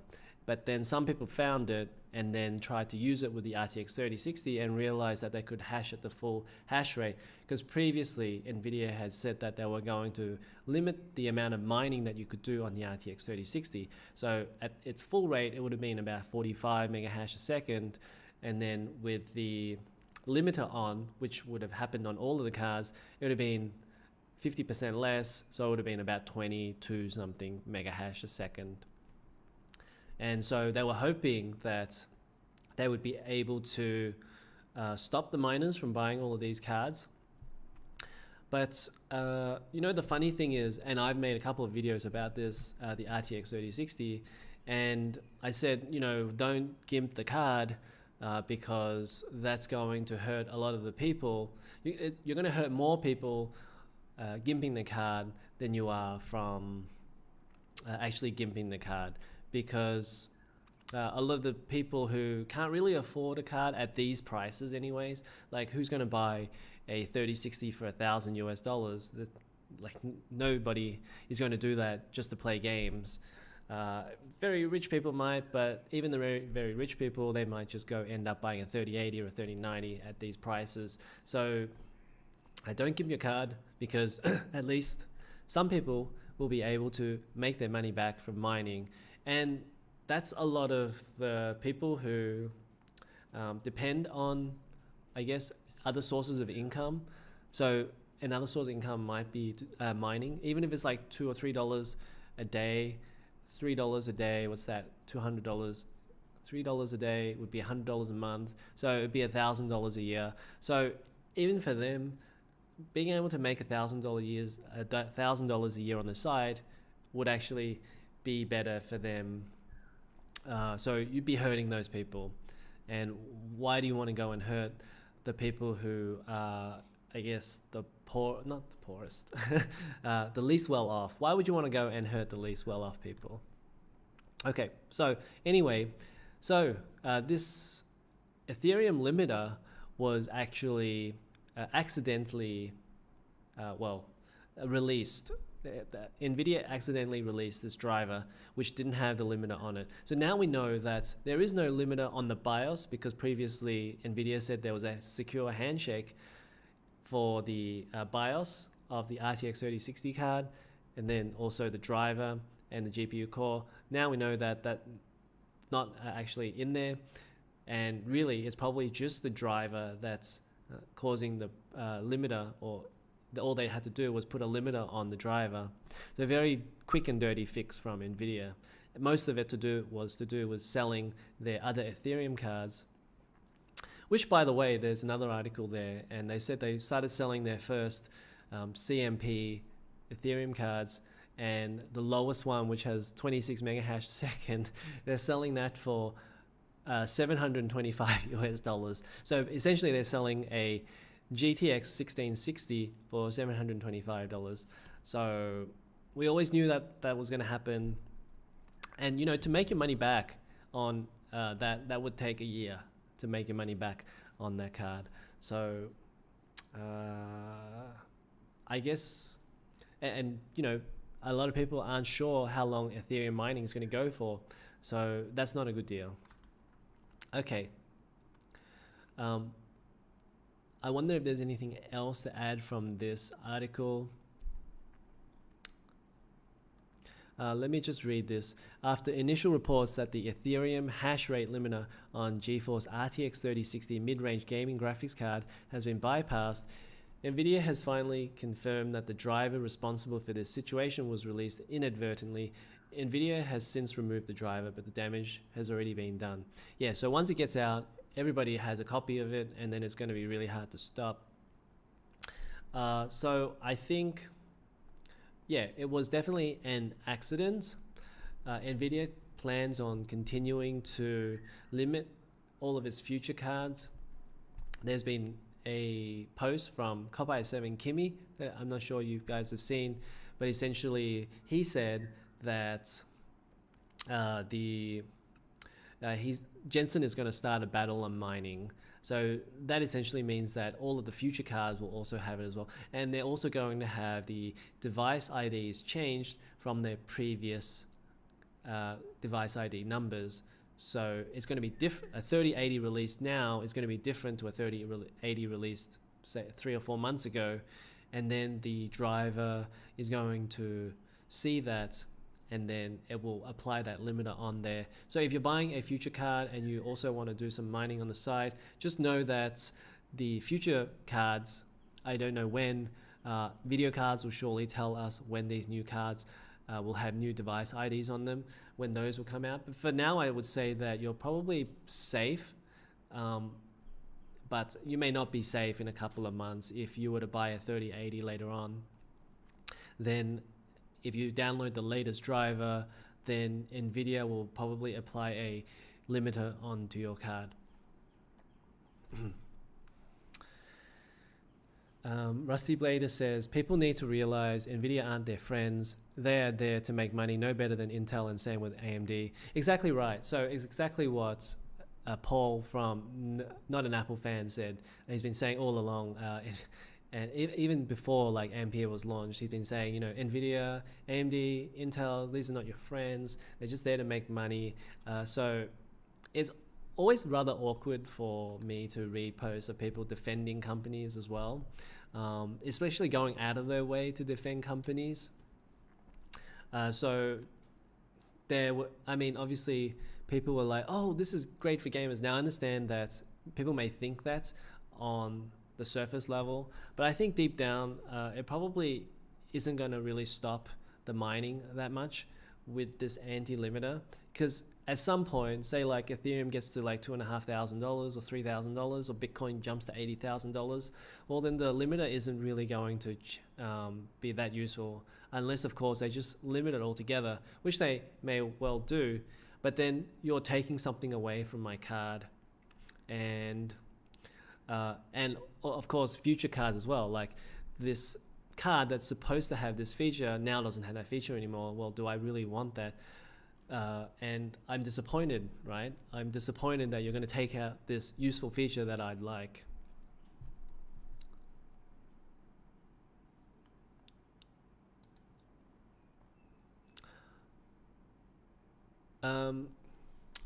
I wasn't really going to talk about DG2 and Intel DG2. I think, well, while we're here, we may as well talk about it, seeing as I got this up anyway. I think what I wanted to say was, I made a video yesterday about Tiger Lake and looked at the integrated graphics on Tiger Lake, and I think I was just checking how many compute units the DG2 has. Looks like it's going to be 512 compute units on the DG2, and for those that don't know, Intel is making discrete graphics cards. They already have made DG1, but that's only available to OEMs. But you don't need to worry too much about DG1, because essentially that card is no better than like a 1050 Ti. So that really is there for, I guess, companies or people who want to build a desktop platform where they want a little bit better than integrated graphics. So therefore Intel provided a solution for them, and it's not available on the retail market anyway to buy. You don't have to worry too much about DG1, but it's looking like DG2 could possibly release this year, and that would be something that would be interesting, because at 512 compute units, this could be very close to a RTX 3070, and if they get enough availability, then it could provide some needed competition. Now, nobody's talked about the crypto mining capabilities of this card. We don't know anything about it. We don't know previous Intel GPUs. So this could very well also get bought out by miners, but at least there are more cards on the market.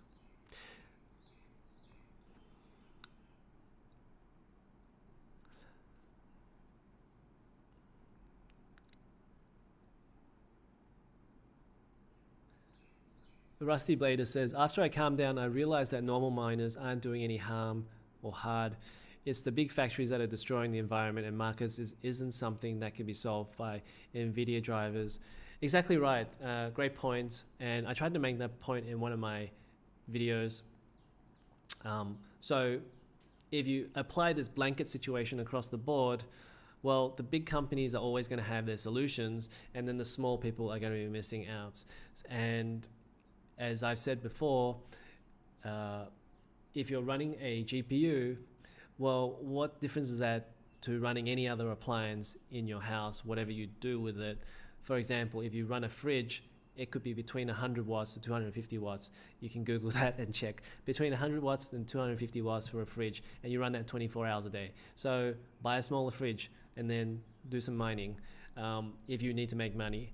So that's why I say that if you apply this, it does help NVIDIA get more cards out there, because then it does stop some miners from getting the card. Like, for example, for me, like if the 3060 was really cheap at $329, then yeah, maybe I would buy one and put it into a spare PCIe slot and just mine with it.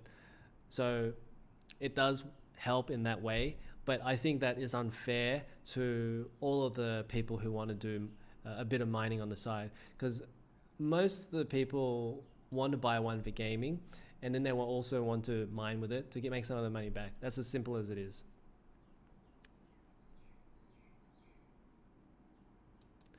And the other thing, of course, is yeah, with all of these big companies, well, they're buying hundreds of thousands of these cards. So how about we fix that situation first, fix these big companies buying hundreds of thousands of cards, do something about the stock situation rather than worry about what the little guy is doing.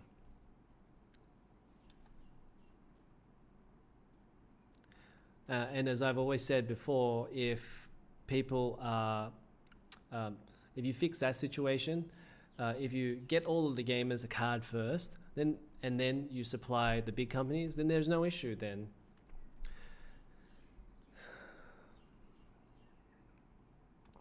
So the other thing that came out today was the AMD Radeon RX 6700 XT reviews, and I only brought this page up just for reference, just as a background. But essentially, these cards, RX 6700 XT, perform similar to a 3060 Ti. And I think a lot of people complained about the fact that it's too expensive, the RX 6700 XT, given that the 3060 Ti is $399, and then they complained that the 6700 XT is $479. But I don't really know how the retail situation is in the US, but I don't think the 3060 Ti is $399 for most people. Like, they couldn't walk into a shop and buy it for $399. I'm pretty sure that's not happening. So it doesn't matter what the price is. So you can't really say that the 6700 XT for $479 is worse value than the $399 3060 Ti, because both cards are probably going to be around $750, $800 on the when you go and buy it on retail. And the other thing is that the 3060 Ti, I haven't seen it available at all for the last 2 months. Like, I haven't seen it since it came out in December. So it was available for like maybe a week or something, a week or 2 weeks. There were cards available, and then it was just gone after that. And you have to remember that the 3060 Ti is basically the cut down version of the 3070, so that the 3060 Ti, perhaps they're getting better yields on that right now, or not as many defective units. So it's rather hard for them to make 3060 Ti. They'll just go ahead and make those 3070s instead, plus they sell for more anyway.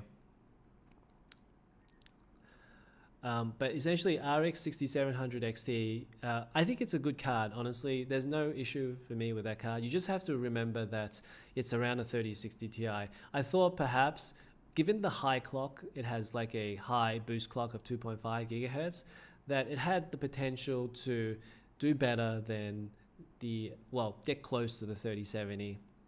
And then if it got close to the 3070, honestly, I felt like the 6700 XT would be the better value card, given that it had 12 gigabytes of VRAM.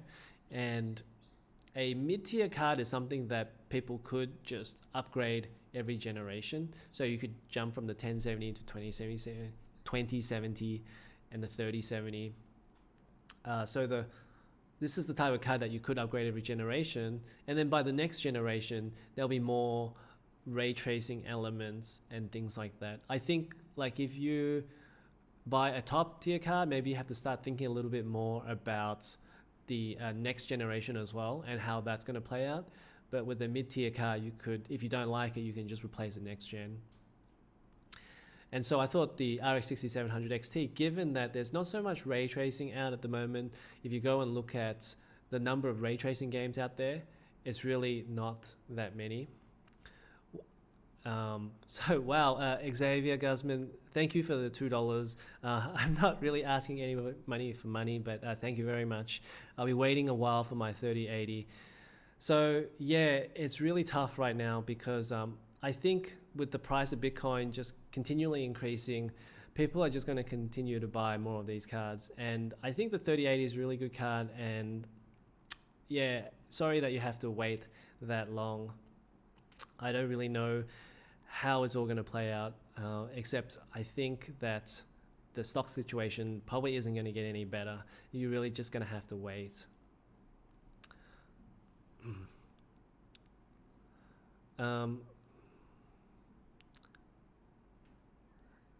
So short of recommending the RX 6700 XT, my advice is really just to get whatever card is out there. It's been about 6 months and there's just no choice, right? There's like when I go online shopping and look at different cars and stuff, there might be one card or two cards available, and then like what can you really do? Like I think for most people, if they're stuck on an old card like I was on a 1070 until about middle of January. I just kind of gave up and just decided to get a 3070 because I couldn't get the 3080. Eventually I got a 3080 and a 3090, but when I was on that 1070, I said, okay, well, I'll just get whatever. And you know, the funny thing is the 3070 turns out to be my favorite card because I think the 3080 and the 3090 runs a little bit hot for my liking, especially because I live in Malaysia. It's very hot. Even now, because I got this green screen behind me, is blocking all of the aircon, and I'm very hot right now. Okay, so Rusty Blader says, AMD needs to stop remaining silent when things are being overhyped by their fans. That is their biggest issue outside quality control. So I don't think they're going to do anything about it because they're coming from behind. So you can see the GPU numbers or the ownership of GPUs, and Nvidia has about 77% of the market currently. And they do these type of surveys every month almost. They're just floating around on Twitter. But I saw the last month, they actually decreased the amount of GPU ownership. So AMD doesn't have any ownership in the market in terms of GPU ownership anyway. And they're doing really well in CPUs, but not in GPUs. And I almost feel like they gave up this generation, honestly, in favor of consoles. So they decided to lock that console market for themselves, the PS5s, Xbox Series X, the Xbox, and then they decided to let Nvidia have all of the PC markets because they bet on consoles and Nvidia bet on PCs. And I think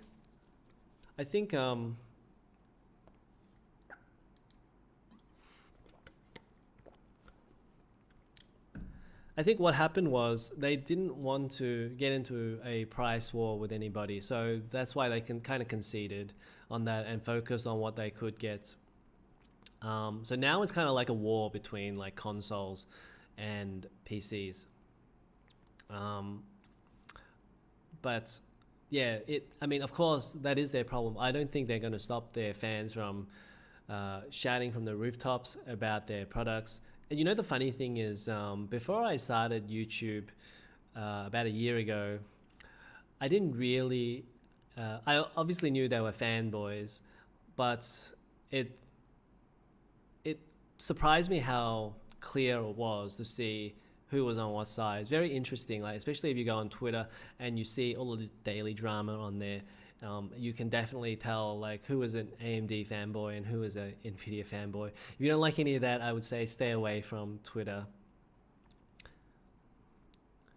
NA says, do you think Nvidia will live up to its promise of getting more cars in the second fiscal quarter? I guess that depends on how you define that, because they're all going to sell out, so it's going to feel like there are no cars anyway.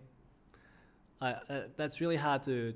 I mean, you could just read their financial report every quarter, and if their revenues increase, then I guess you could say that they're bringing out more cars, but then again, they could also be increasing their prices. Yeah, so it's really hard unless they give numbers, and then the gamers, the customers, they're not really going to feel it unless they actually have a card. So yeah, really hard to say. But I did see another article which I wanted to show, but I wasn't going to because it was locked for subscribers only. It was that Nvidia thinks that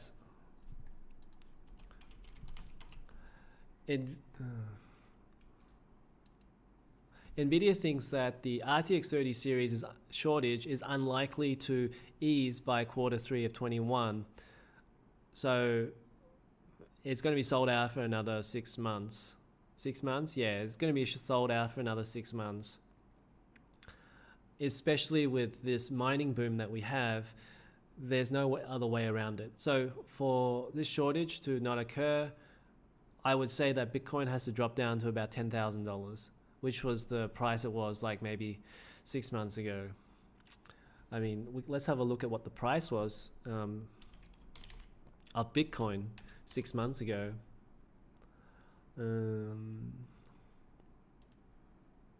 Whoops. Bitcoin price.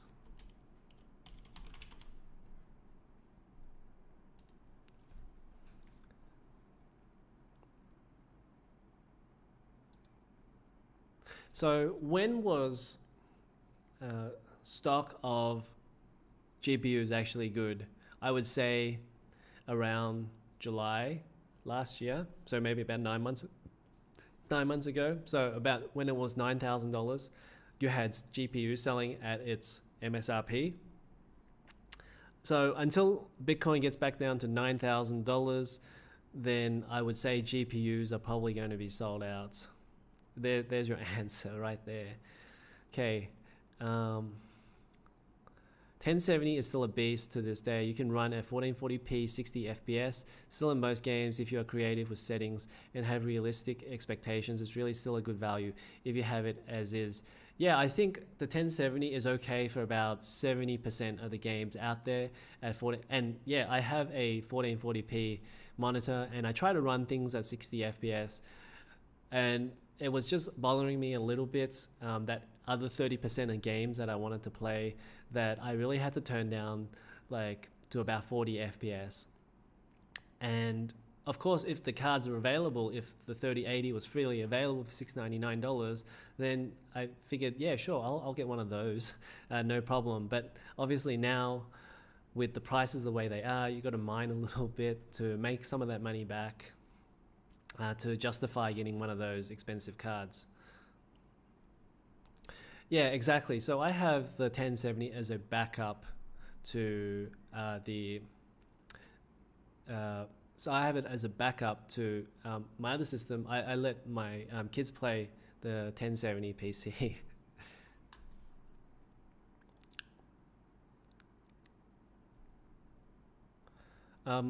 Justin Smith says, but who wants to play at 60 FPS?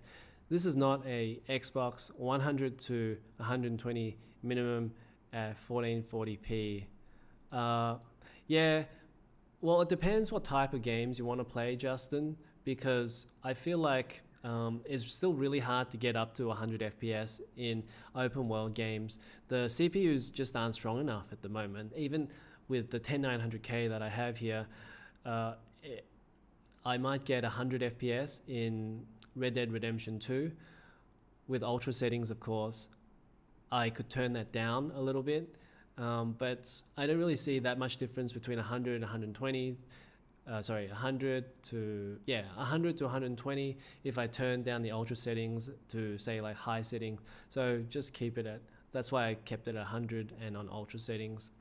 But to really reach the limits of my monitor, which is 144 Hertz, to reach that, I think I still have to wait another generation, maybe even a second generation, because obviously games are just going to get more demanding. So I think it's still really tough to hit 144 FPS. Might be having that monitor for a while. So that might be a good place to just stop there, and then we're going to come back after a 2-minute break, and then we're going to have the after show chat. You can ask me whatever you want. And then there are a couple of other things that I want to talk about. I want to talk about Xbox versus PS5. I want to ask you guys what your opinion is if you were going to get a console at the moment, which one you would get, whether you get an Xbox or PS5. And then also, I wanted to show you the NFT, if you're interested, about the whole auction house at Christie's and how much things are actually going for. There is literally another world out there with the prices of art and things like that. The prices are just simply insane on Christie's. So I wanted to show you guys that. So stick around, and we'll be right back in a couple of minutes.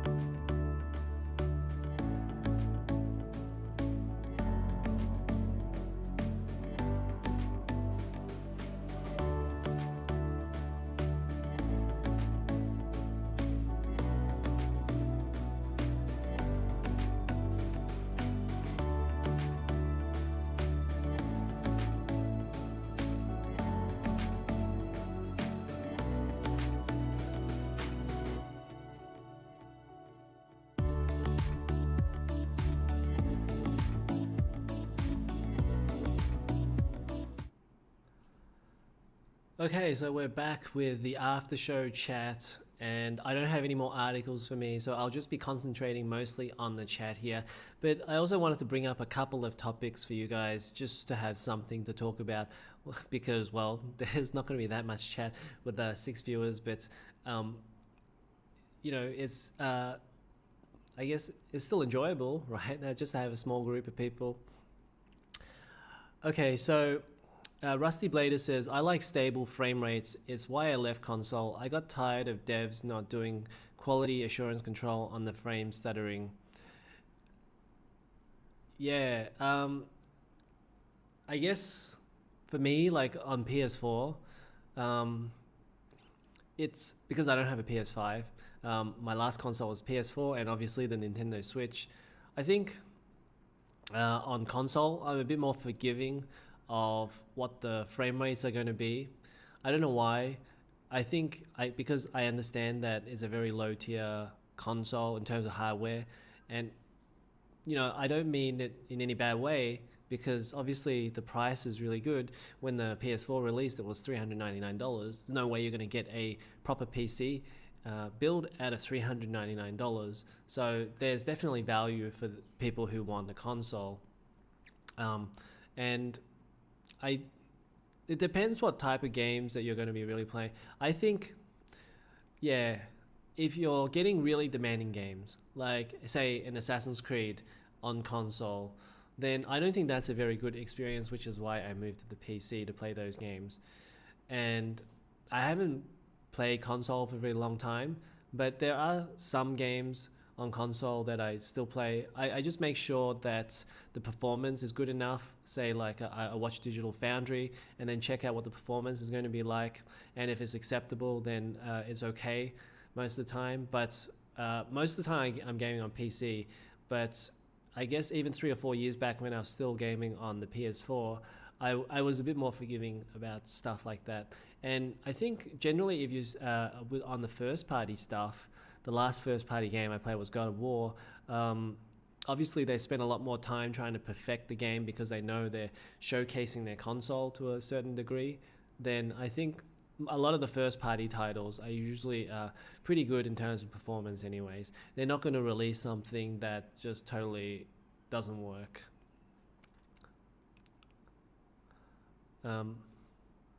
Rusty Blader says, I mean, don't get me wrong, I love high frame rates, but I can compromise if it's stable.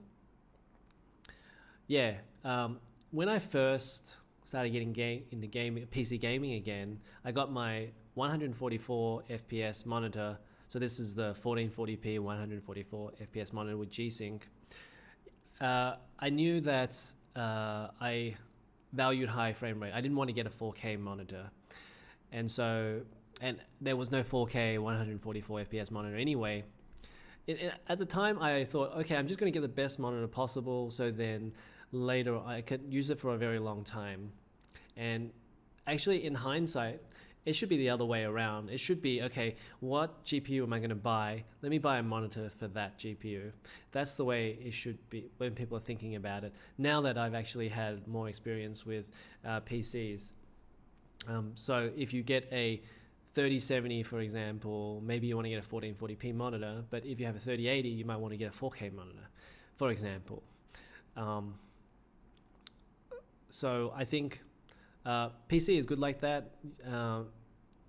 Previously, I would have said it caters for any budget. Now it's really just for people who can afford to pay for all of this hardware.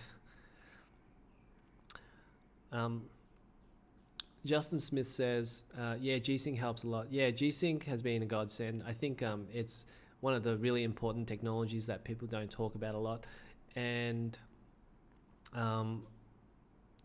ever since I used it for like the last 5 years, it hasn't really given me any issues, which is surprising for something that just automatically works. Justin Smith says, do you think when I get my 3080 for the Win 3 Ultra Hybrid, that if I get the RAD outside the case, would it help a lot? Oh, not worth the hassle.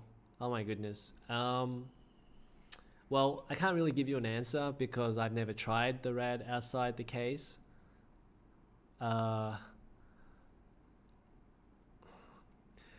The funny thing is, okay, I leave the side panel open for my 3090 to let the hot air out. Even when I blow a fan into it, it doesn't really help all that much.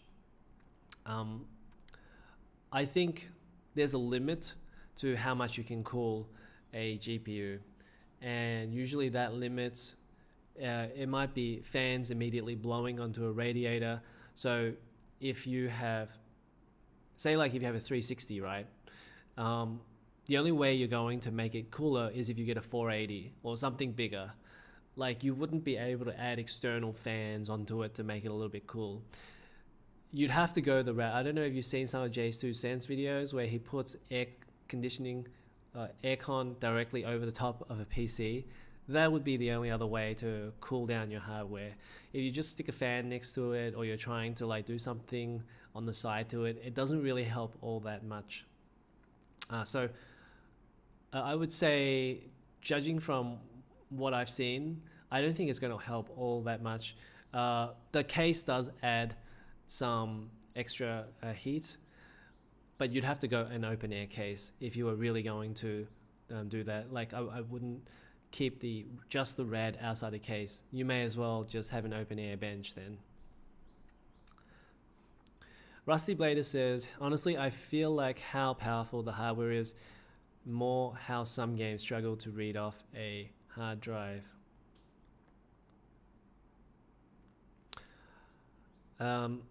So recently I've been playing Microsoft Flight Simulator, and it recommends an SSD. And I installed it on a hard drive, and it took about 5 minutes to load up the game, and then another 5 minutes to load up whatever it needed to load up to get past the title screen. And then you select some stuff in the game, and it takes another 5 minutes to get into the game proper. So all up, it takes about 15 minutes to get the game. And yeah, it's not a very good experience. That said, I think most games at the moment, I would say at the moment, I don't know about future games, because obviously we're starting to see some games take advantage of the SSD and how that all works. But at the moment, there aren't that many games that take advantage of an SSD during the game. It's only during the loading part of the game. And so I think most people should have an SSD anyway, although now as people start to think about like getting a side SSD to put all their games on as well. I think it's probably at the time where people probably should be doing that. Although I will say that if you're still running off the hard drive, as I did until last year, I say 90% of the games aren't too bad if you just want to load off the hard drive. If you're happy to wait like a little bit longer on the loading screen, but the gameplay itself, I don't think there are that many issues. I don't think, say, like micro stuttering or anything like that would be the cause of stuff like if you're running the game off the hard drive, if your hardware is good enough. Obviously, if your hardware is not good enough, if you've got a really slow GPU, then you're trying to pull stuff off the hard drive, then yeah, you're going to have problems. Then you might need a brand new computer. Rusty Blader says, I am transferring to new motherboard. Rusty Blader says, yes, I don't expect more than 30 FPS, but still can't take it, the stuttering. So what kind of PC do you have, if you don't mind me asking? What do you have right now? And you want to get to a 3080 for the Win 3. You say, okay, so you said, I'm transferring to new motherboard and case, but I'm scared I used an AMD stock cooler, and you know how fun those are to remove. Final Fantasy 15 on PC stutters like a mofo on hard disk drive for me. Yeah, I imagine that game would stutter a little bit. It seems very intensive. It's a Japanese developer. Nothing wrong with Japanese developers, but obviously, I don't know if they did the port themselves. So maybe they're new to developing on PC. And also, Nier Automata, that also stuttered like crazy, and that was a Square Enix game. So I put that one down to the fact that they hadn't really developed that many PC games before. The best 3 things for PC are SSD, 120Hz LCD, mechanical keyboard, in that order. Yeah, so I mean, I think surely by now everybody has an SSD for loading Windows. And then it's a matter of, well, do people have an SSD for games? Because even a 1 terabyte SSD is very expensive. It's like $100, something like that. And then you could get a mechanical hard drive for like, say, 2 terabytes or 3 terabytes for like $100. So you can store a lot more games on that. But even still, like people who have purchased their computers, say 2 or 3 years ago, they might have just had that PC and they're happy to just keep that PC. They see no need to just get another SSD right now just to store some games. They might do that with their next build. So that's probably where a lot of people are at the moment. But I would say that people are probably starting to think about just adding an SSD into their existing PC, because there are some games that are coming out, like I said, Microsoft Flight Simulator, that just take too long to load. Rusty Blader, that comment was replying to console frame rate. I'm not stuttering on PC. It's the PS4 that stutters besides Final Fantasy 15. Oh, okay.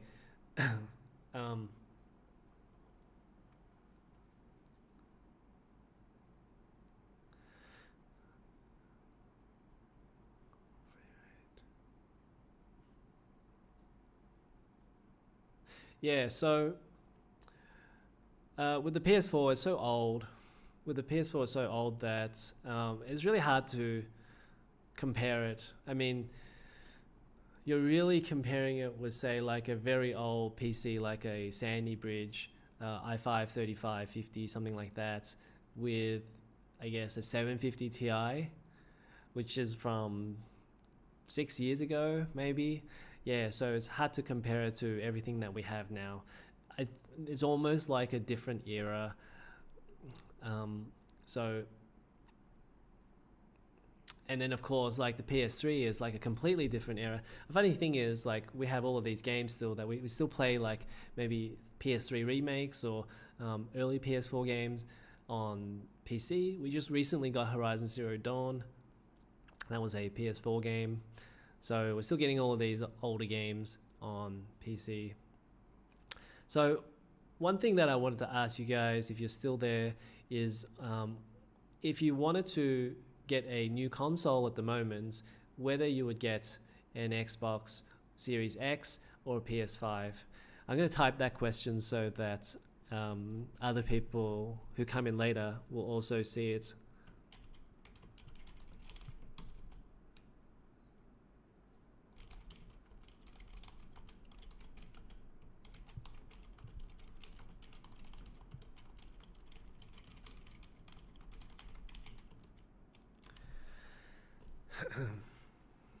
So I think for me, because the last week there have been so many Game Pass announcements, and I almost felt like there was so much value there. And even though I didn't really need an Xbox Series X, I almost felt like, hey, well, that would be something cool to get, like an Xbox Series X to just put at the TV. And I don't even have a 4K TV, which is why I haven't got a PS5 and Xbox Series X. But obviously, when I return to Australia, I want to get a 4K TV. Then I would be able to have that anyway. But do I really need to get it ahead of time? I probably don't need to get either of those consoles ahead of time.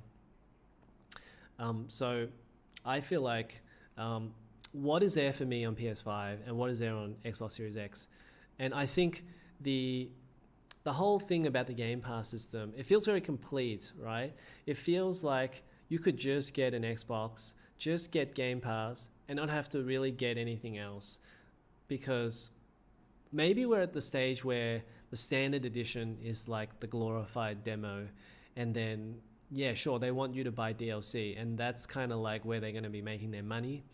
And they're just going to continue with putting out expansions for these type of things. So they might put the game on Game Pass first, put it there for 6 months, and then get people hooked onto the game. And then that game's going to exit Game Pass. People are going to buy that game again and then they're going to offer people expansions and things like that.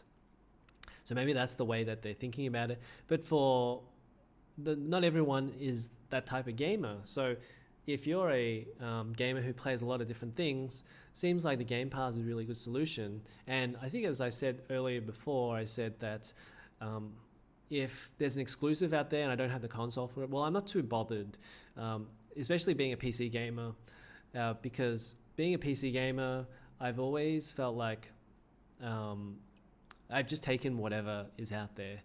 There hasn't really been like exclusives on PC that I've been looking forward to. I mean, the only ones that I can really think about is like Total War, Football Manager, those type of games on PC that generally only release on PC. I mean, obviously, Football Manager releases on lots of different platforms, but it still feels like a PC game to me. And the best way to play it, by the way, on PC with a keyboard and mouse. So I feel like there's a lot of value if you get the Xbox Series X, and I always try to look for a lot of value. The PS5, there are some games that I do like Gran Turismo is a system seller for me. I would love to get the PlayStation 5 for Gran Turismo, but I don't know if I want to get it for like, say, one game or even 5 games. I think that's the battle that Sony has to think about. If they're just going to be selling it on first-party titles, well, you have to get like, say, 5 games or 10 games, or there has to be a certain number of games that people have to get in order to get your system. And if there are plenty of games on the Xbox Series X and you don't mind what those third-party games are, so like if they come out with Outriders or Yakuza, well, then on the PlayStation 5, you would have to pay for those. So I really think that Sony has to come up with something that mirrors what Game Pass is offering, because they're going to lose a lot of customers if they don't do that. So for me right now, I would probably get an Xbox Series X purely based on the value equation alone. I don't know if the PS5 holds enough value.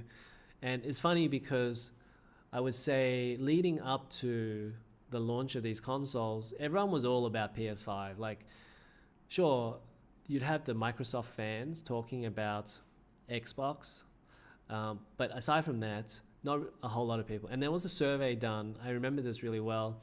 It said 85% of people who are looking for a console were going to pick PS5, 15% of people picked Xbox Series X. And I think it's funny also with the scalp prices, because you'd always see that the Xbox Series X price was a lot lower than the PS5. I think the PS5 was around like $1,000 for a long time. And then the Xbox Series X price would be like a couple of $100 less. And then the other thing is, in my country right now, Malaysia, we have the Xbox Series X available. So I could go and get it if I wanted to. And it's actually funny, it's the Singapore set. They don't have a Malaysia set at the moment anyway. And then the PS5 is not available. So everyone still wants the PS5. And, you know, with $60 games, $70 games, I don't know how long that's can be justifiable. Not justifiable, but I've definitely bought a lot less $60, $70 games in the last few years. Even going back to, say, like the PS2 generation, where I pretty much bought everything like $60. Of course, I try to get a bit of a discount where I could, but generally, like, I would buy it day one. But then there would be a lot more research involved, and I would be reading reviews, seeing if I like this type of game, and I bought less games, but more $60 games. And now it's like, okay, you just give me whatever games. I don't really mind what games. And if it's fun, that's great. If it's not, then I just move on to something else. There's just too many games out there. And I think that Game Pass solution kind of fits well with where we are currently, with how many games there are out in the market. Everyone has a ridiculous backlog. So how can anyone possibly get through it all? People don't need to buy any more games, and that's probably why Game Pass is going to be successful. People are probably not going to buy so many games, moving forward. At least that's the way my mentality is at the moment right now. Okay, so catching up on some of these tweets. Rusty Blader says, actually PS4 is worse than Sandy Bridge. Yeah, I wasn't sure, like, I just know that it's a really crappy CPU inside. It's probably one of the very worst AMD 8-core. I know it's a Jaguar, but like, how bad is that Jaguar compared to like everything else? And God, I don't even know what the core clocks were on that. I think it was like 2 gigahertz or something really pathetic like that. But yeah, not a very good CPU on any of those systems. And well, a lot of the reason has to be that they couldn't keep that console cool. And that's the reason why the PS5 is so big and the Xbox Series X is so big right now, is that they put on a bigger die, which means it has to be cooled. It runs really hot, and big dies don't really like to be run hot. You don't get as much performance out of them. So yeah, very difficult to do all of that, especially back in the PS4 generation. So something had to give. They had to choose one or the other, CPU or GPU. Chose GPU, really crappy CPU. And yeah, that was I think they made the right choice though. Just not very good game, not very good performance from a games perspective. Actually, sorry, I've read that. Rusty Blader says, I'm waiting. I want to see what happens before I buy a console.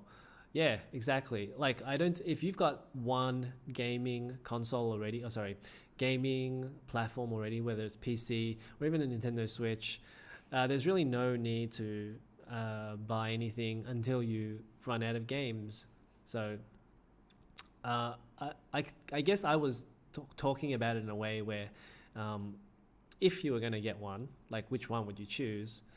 I personally probably wouldn't buy either one at the moment, although I feel like I'm kind of tempted because the Xbox Series X with Gamepass seems like good value. Justin Smith says, you can really see the different load times when you play COD, Warzone, Zombies with PS4, Xbox One. Can be halfway into the map and they just load in. Oh, 100%. I mean, I haven't played COD Warzone, but I'd imagine that would probably what would happen, especially with it being such a big map.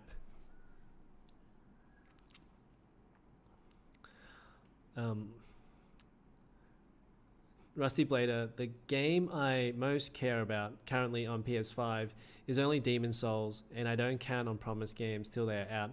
I learned my lesson hyping Scalebound games are out when they're out. So I'll tell you something about Sony is that they never release their games on time. So you look at something like The Last Guardian, which was supposed to be on the PS3, never came out on the PS3. It kept on saying, oh, a year later. Even The Last Guardian came out 3 years into the PS4's life. So I think generally, like, some of the Western developers are good with their times. Like Naughty Dog has generally been good with the release dates, but many of those Sony games slip, and the reason is they need to perfect their games. Their performance is not usually up to scratch, so that's why they're delayed a lot. I think if you look at every single game, more often than not, the Sony games are delayed. So there's really, especially early on in the generation as well, when they're trying to work out how to use as much power as they can. Okay, so, and also Demon Souls. I beat Demon Souls, which is why that's the header of my channel, but not on PS5. I beat it on PS3, and it's a good game. And Dark Souls, I never beat. It got a bit too samey, I think. I think that's the reason I would give it. And it got to a point where you play like 50, 60 hours and it's like, okay, I don't need to play another 50 hours of this. I think I know what's going to happen.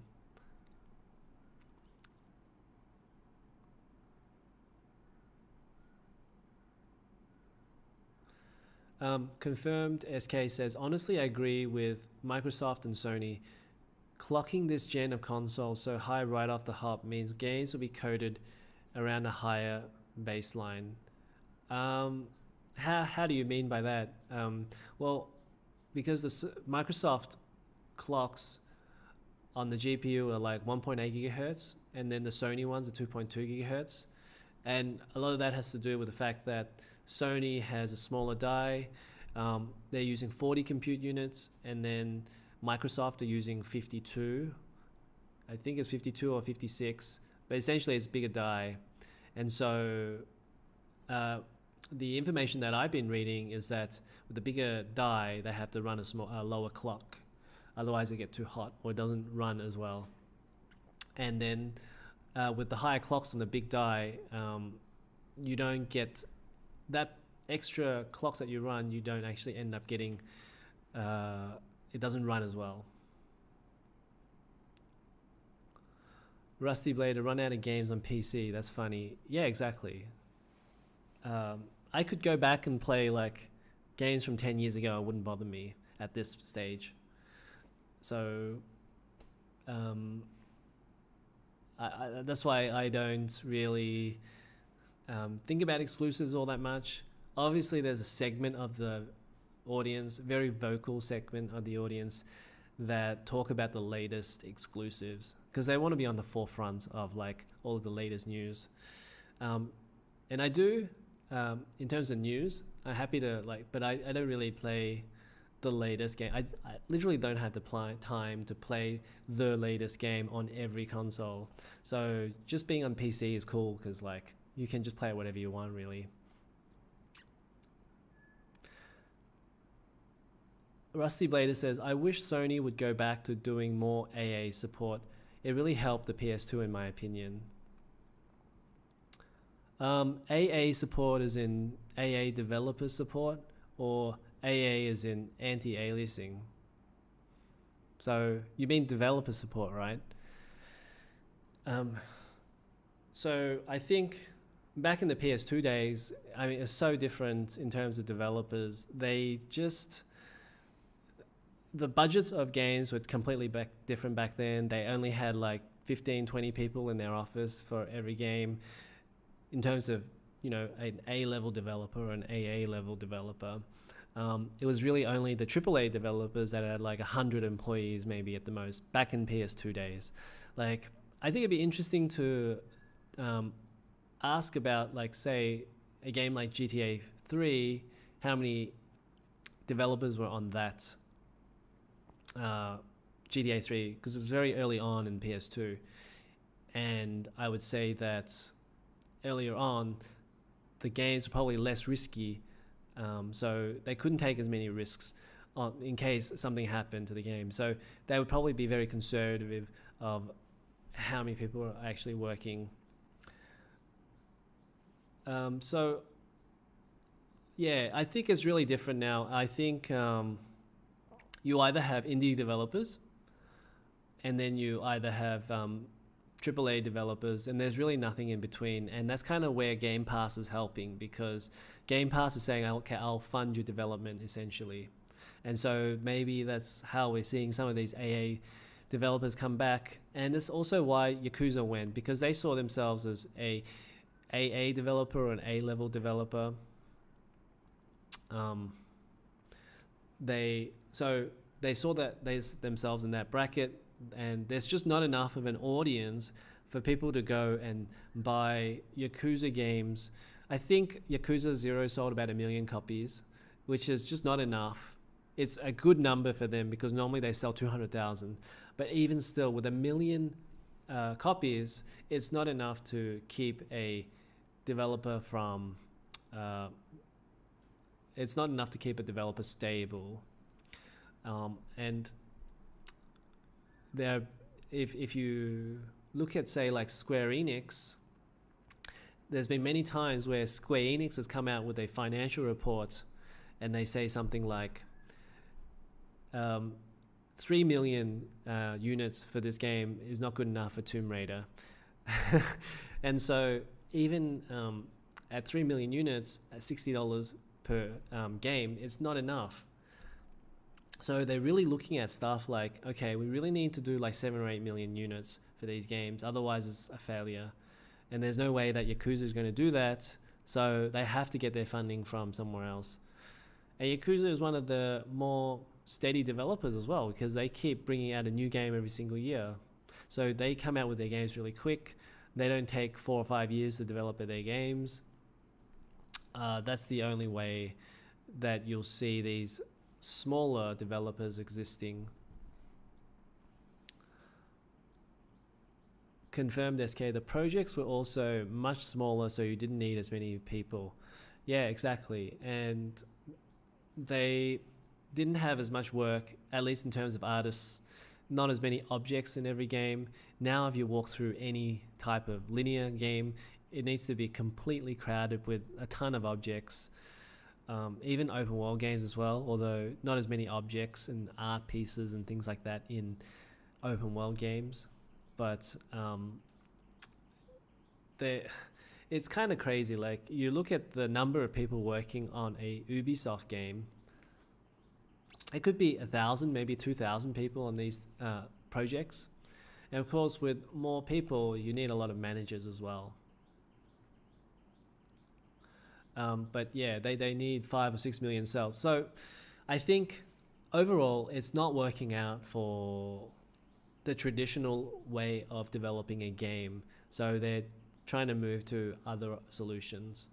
And then the only way for PlayStation titles to really exist the way that they are is that they have to sell them for $60, $70.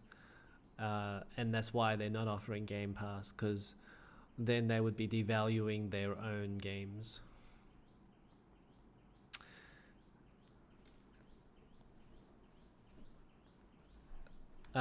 So we were talking about NFTs before, and this is the final thing that I want to share with you guys today.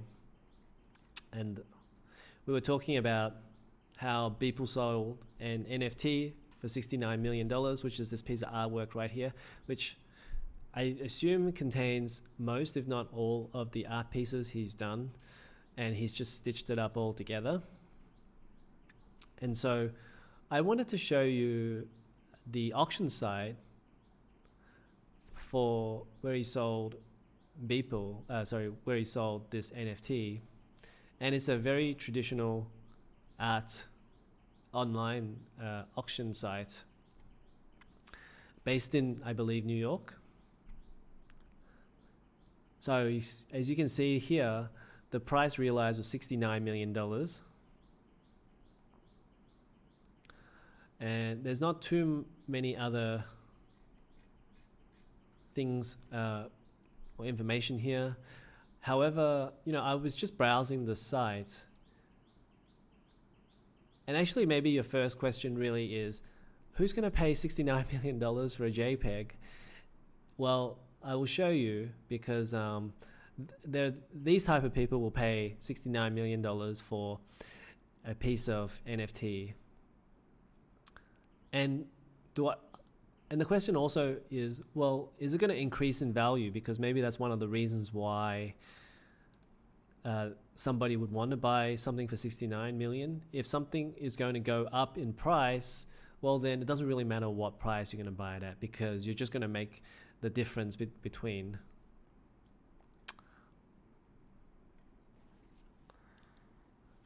Maybe I have to go to live auctions. Okay. Yeah, so this was one that I had a look at. So normally Christie's does stuff like this.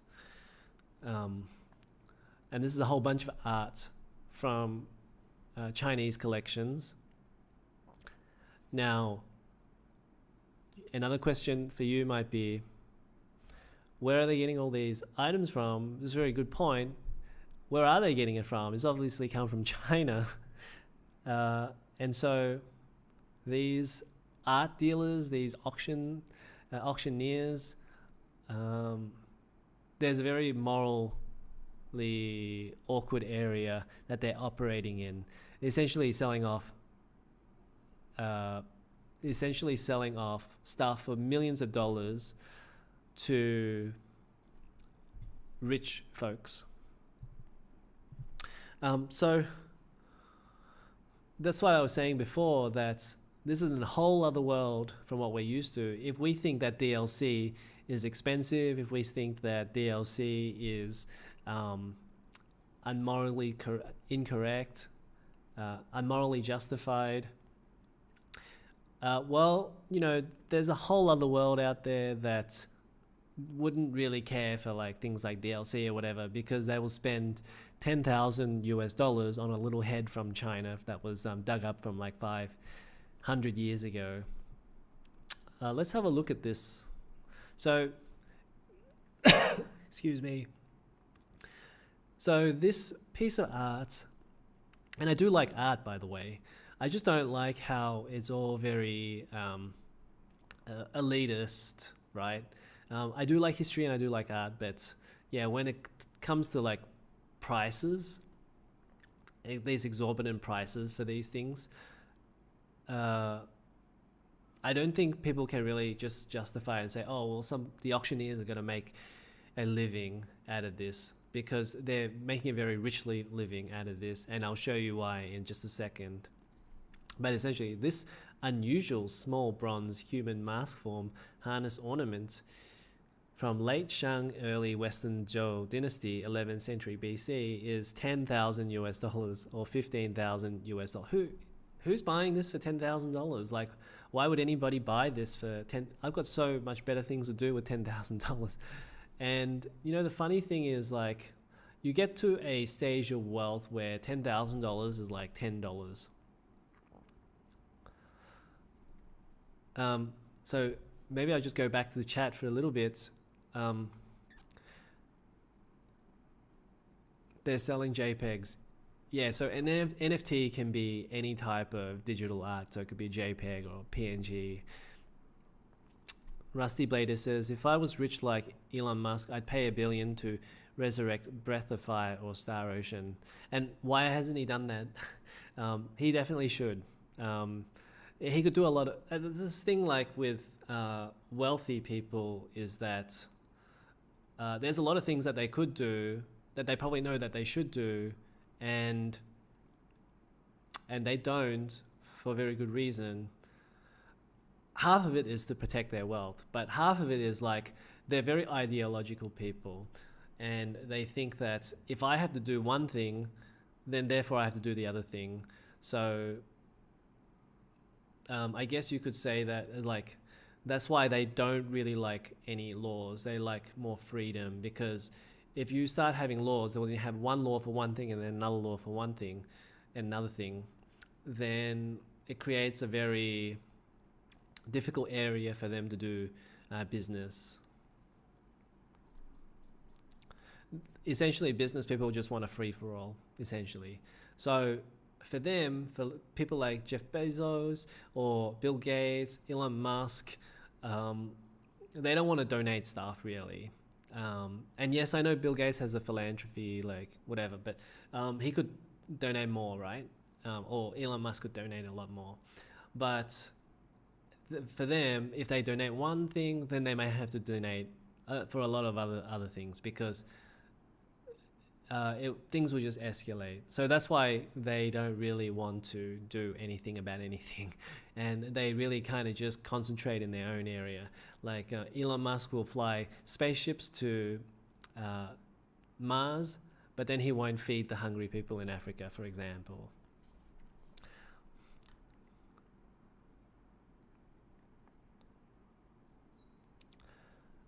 So $10,000 for this piece of art, but I mean, if this was the only piece of art that they were selling, then that wouldn't be that much.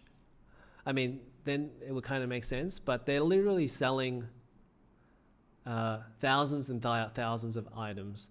So you see another item here for $8,000, another item for $20,000, and then this is only one lot of the amount of art that they have. This item here is selling for $100,000 to $150,000. What is this? This is a rare miniature yellow jade archaistic faceted jar and cover. It is a very nice jar, I have to admit. But if you were going to buy this for $100,000, I can't imagine the rest of your living room. Would you just have this one jar for $100,000? Or would you have many, many other objects for like $100,000 as well? I'd imagine that people would have many, many of these objects for $100,000. And then we really have to start to question where all of this wealth is coming from. And it comes from the people who are hardworking, of course. So this is why I always say, like, the wealthy people get rich, getting the wealth off the backs of, I guess, the common folk.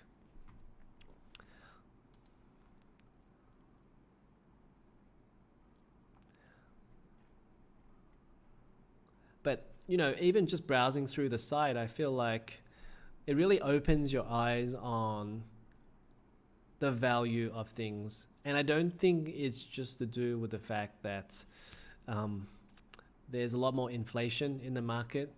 There's just a lot of wealthy people out there.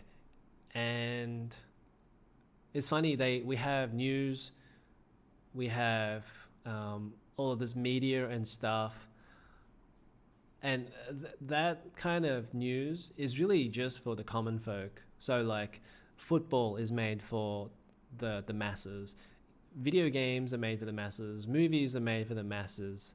And then there are a lot of other, I guess, I won't say secretive because this is literally out in the public, but areas of the world where I guess the general public don't really know about.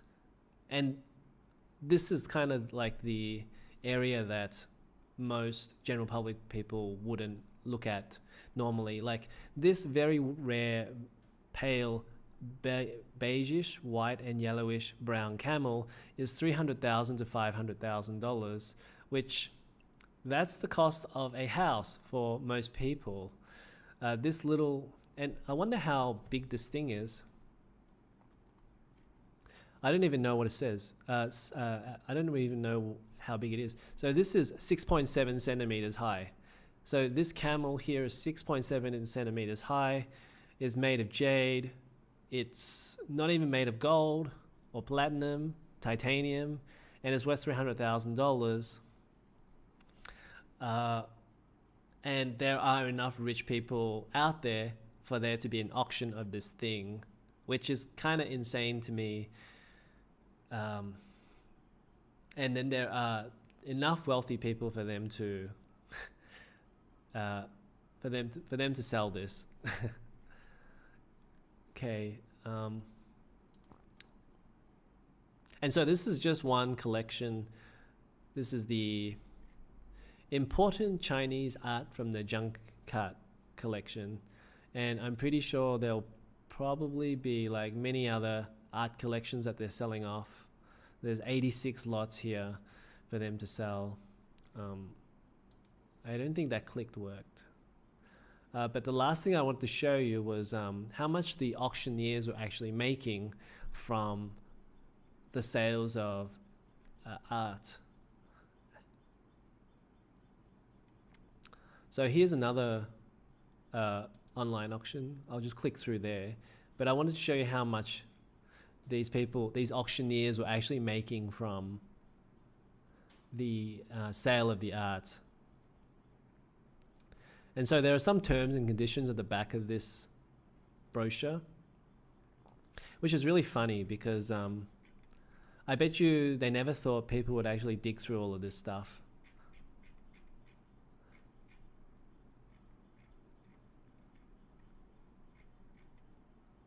Okay, here we go. I don't know if you can read this. Oh my goodness, I didn't have the browser on, so I can't show you any of this stuff. So I'm sorry if I was just talking about it and then nobody saw. Well, I will show you the camel in a second. But essentially, the buyer's premium, in addition to the hammer price, the successful bidder agrees to pay us a buyer's premium on the hammer price of each lot sold. On all lots, we charge 25% of the hammer price up to and including $600,000 20% on that price of the hammer price over $600,000, and including $6 million, and 14.5% of that part of the hammer price above $6 million. So they're going to charge an extra $200,000 to sell you that camel. So let me show you again.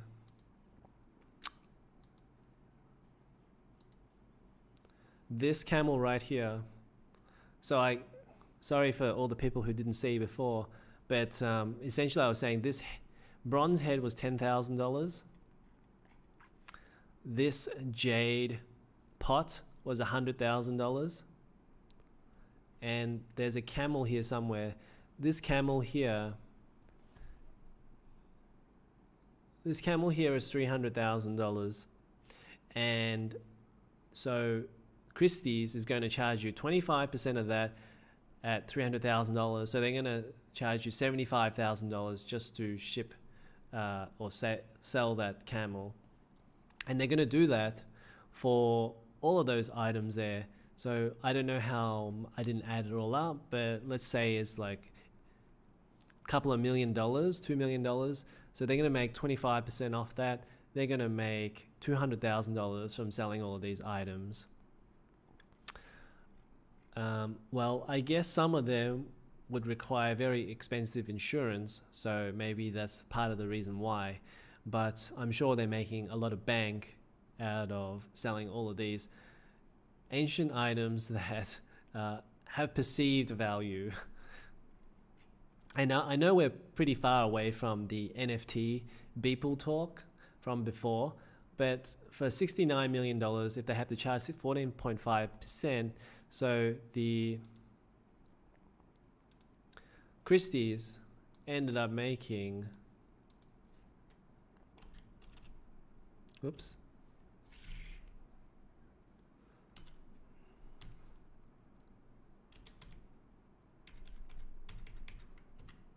so Christie's made $10 million on the sale of that NFT, and it's a JPEG, by the way.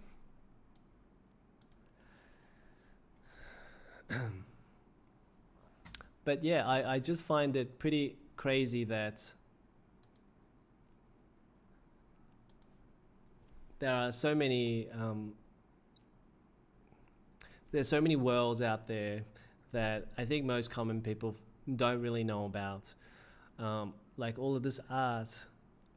So the prices are still seem reasonable here, like $4,000 or $5,000. Okay, I kind of understand $4,000 to $5,000. But if it's something like $300,000, $500,000, then it's kind of hard for my head to wrap around all of that. Why somebody would want to buy that tiny 2-inch camel for $300,000?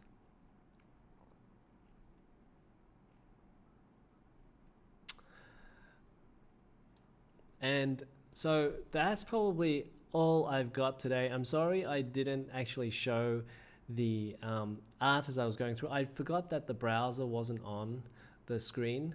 I should have checked. So I probably lost a lot of people there. But that's okay. We have to learn about stuff. Okay, but I think that's probably going to do it for the live show. If you guys have any other questions, leave it in the chat below. I'll stick around for another 5 minutes or so. And then after that, probably going to head off. But I had a pretty good time doing the live stream. I hope you guys enjoyed the live stream. And yeah, if you guys got any questions, ask them now.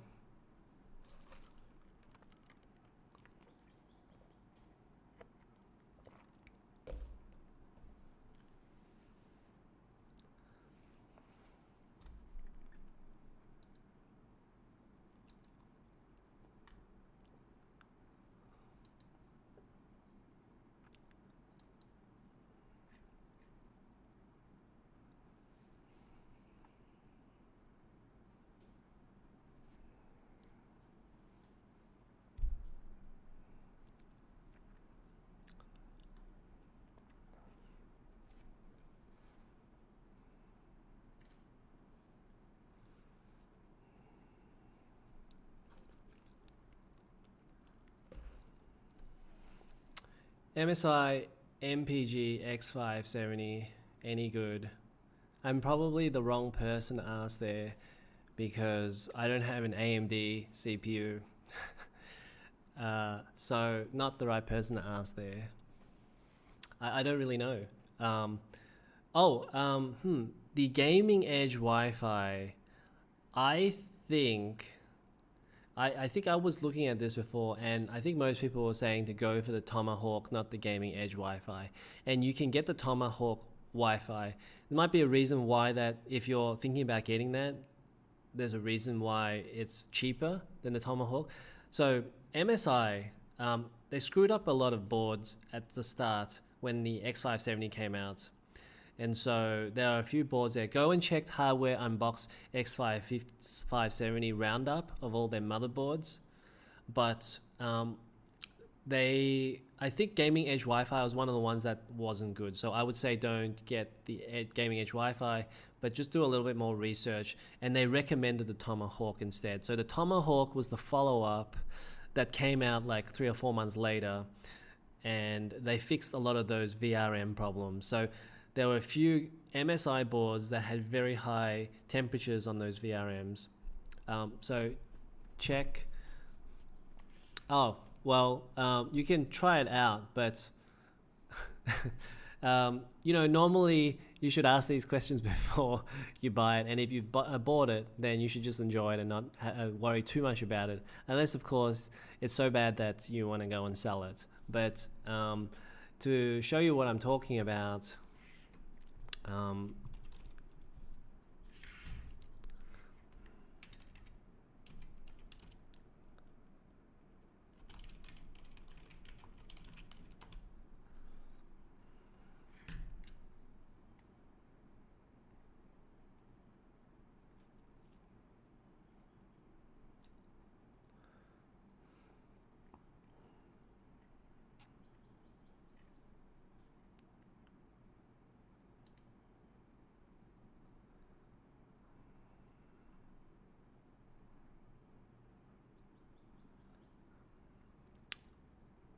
if it's a revision that's fixed, then it's really hard for me to say because I've only watched these reviews that were released at the time. This one was from September 4th, 2019. And let's just check on the Gaming Edge Wi-Fi. Maybe they didn't do Gaming Edge Wi-Fi. Maybe they only did. As you can see there, the MSI X570A Pro is the hottest out of those. Yeah, so as you can see here, the open air test bed. I don't know if you can see. I'll try and make it bigger. Can you see that? The MSI MPG X570 Gaming Edge Wi-Fi is the has very hot VRMs at 4.3 gigahertz.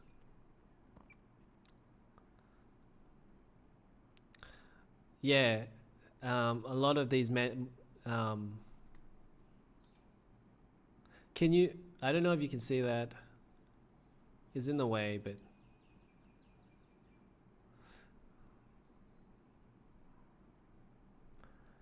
I hope you can see whatever's on the screen now. If you can't, then just go to X570 motherboard roundup and check out one of the hardware unboxes reviews. But as you can see, the MSI MPG X570 Gaming Edge Wi-Fi is at the bottom there with very high temps.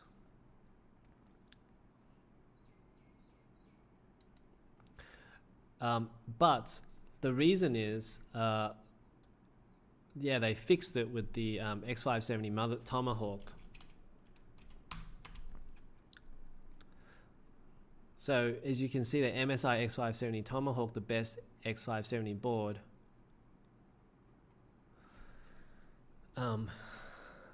Probably hard for you to read, but the yellow bar is the Tomahawk, and then the Gaming Edge Wi-Fi is the 1 second from the bottom. Yeah, I guess that's all I have to say about the X570 boards because I haven't got one, but I did do some research on it.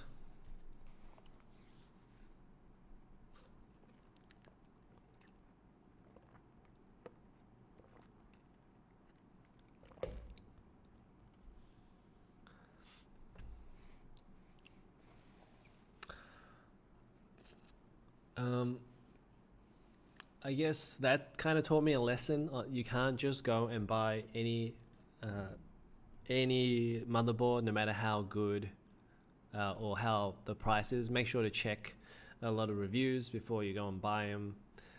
I think motherboards is that type of thing where people go, oh, okay, well, I did a lot of my research on the CPUs, I did research on GPUs. The motherboard, I can kind of just get whatever, because there's a lot of things there that when people, I guess, watch reviews and stuff, maybe they don't really understand or don't have enough time to research, and all they care about is the speed and performance of the CPU and GPU, because people have been told that's the most important thing.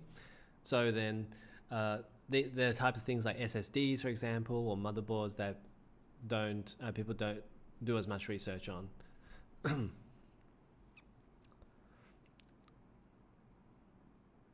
Yeah, so I mean, of course, they're showing these temps, but your CPU is different. Your even the RAM on the board is different. So I think I wouldn't worry that much about it.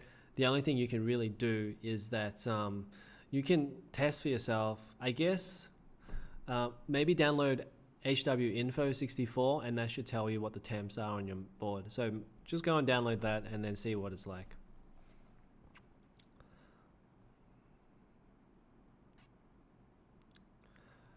Yeah, I noticed that um, all the good motherboards seem to be out of stock, and then there'll be some that are in stock and a little bit lower price than the MSRP. And then when I go and check those out, they're usually the boards that aren't as good as the ones that are out of stock and that people have bought.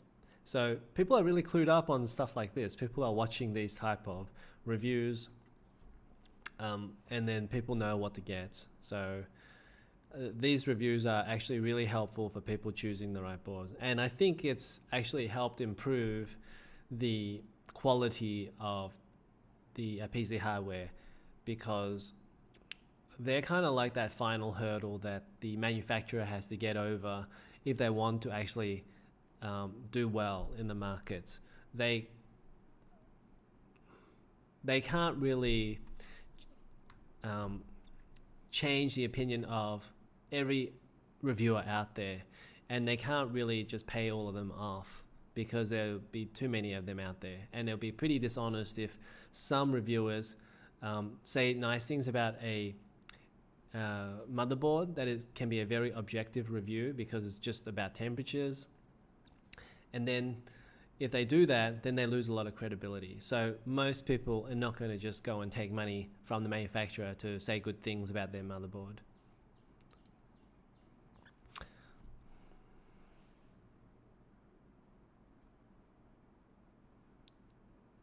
Here's the thing, Aorus Elite had lots of praise, but I got bad luck with it.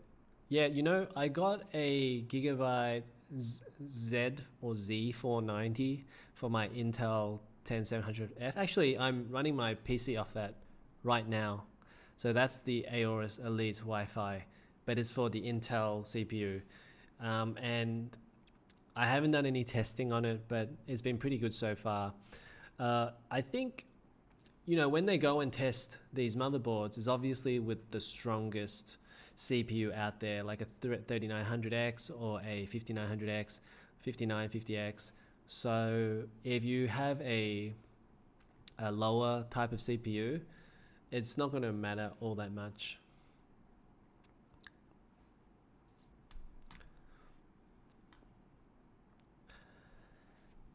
Okay, so that's probably going to do it for this live stream. So I hope you had a good time hanging out, and we'll try and make these a regular thing. I'm trying to make it a regular thing before I announce it, or like I schedule a live stream. So this is the first time I've done it at 10 a.m. my time, which is 10 p.m. Eastern in the US. And I think this is a good time for everybody. I do have to get up a little bit earlier for that, but that's okay, because then I get more of my day later on anyways. So we're probably going to say goodbye. Rusty Blader says, I bought my Aorus board at a bad time. It was during peak of pandemic. It's hard to tell what the F happened. Yep. I mean, everything was really expensive then and still is. So I don't think there's ever a really bad time to buy it. If you bought it at a spike, then that's a problem. Like, you know, if it just peaks for like a week and then the price drops again, that's kind of bad. But if it keeps on steadily increasing, then there's not much you can really do about that. Okay, so thank you for watching, and I will see you guys next time. And make sure to check out my recent video, the Intel Tiger Lake video that is up on my channel. I made that yesterday, so all relatively new information. Make sure to go and check that benchmark out. But if you like this video, if you like this live stream, make sure to click the like button, also to subscribe to the channel so you get more videos like this, and I'll see you next time.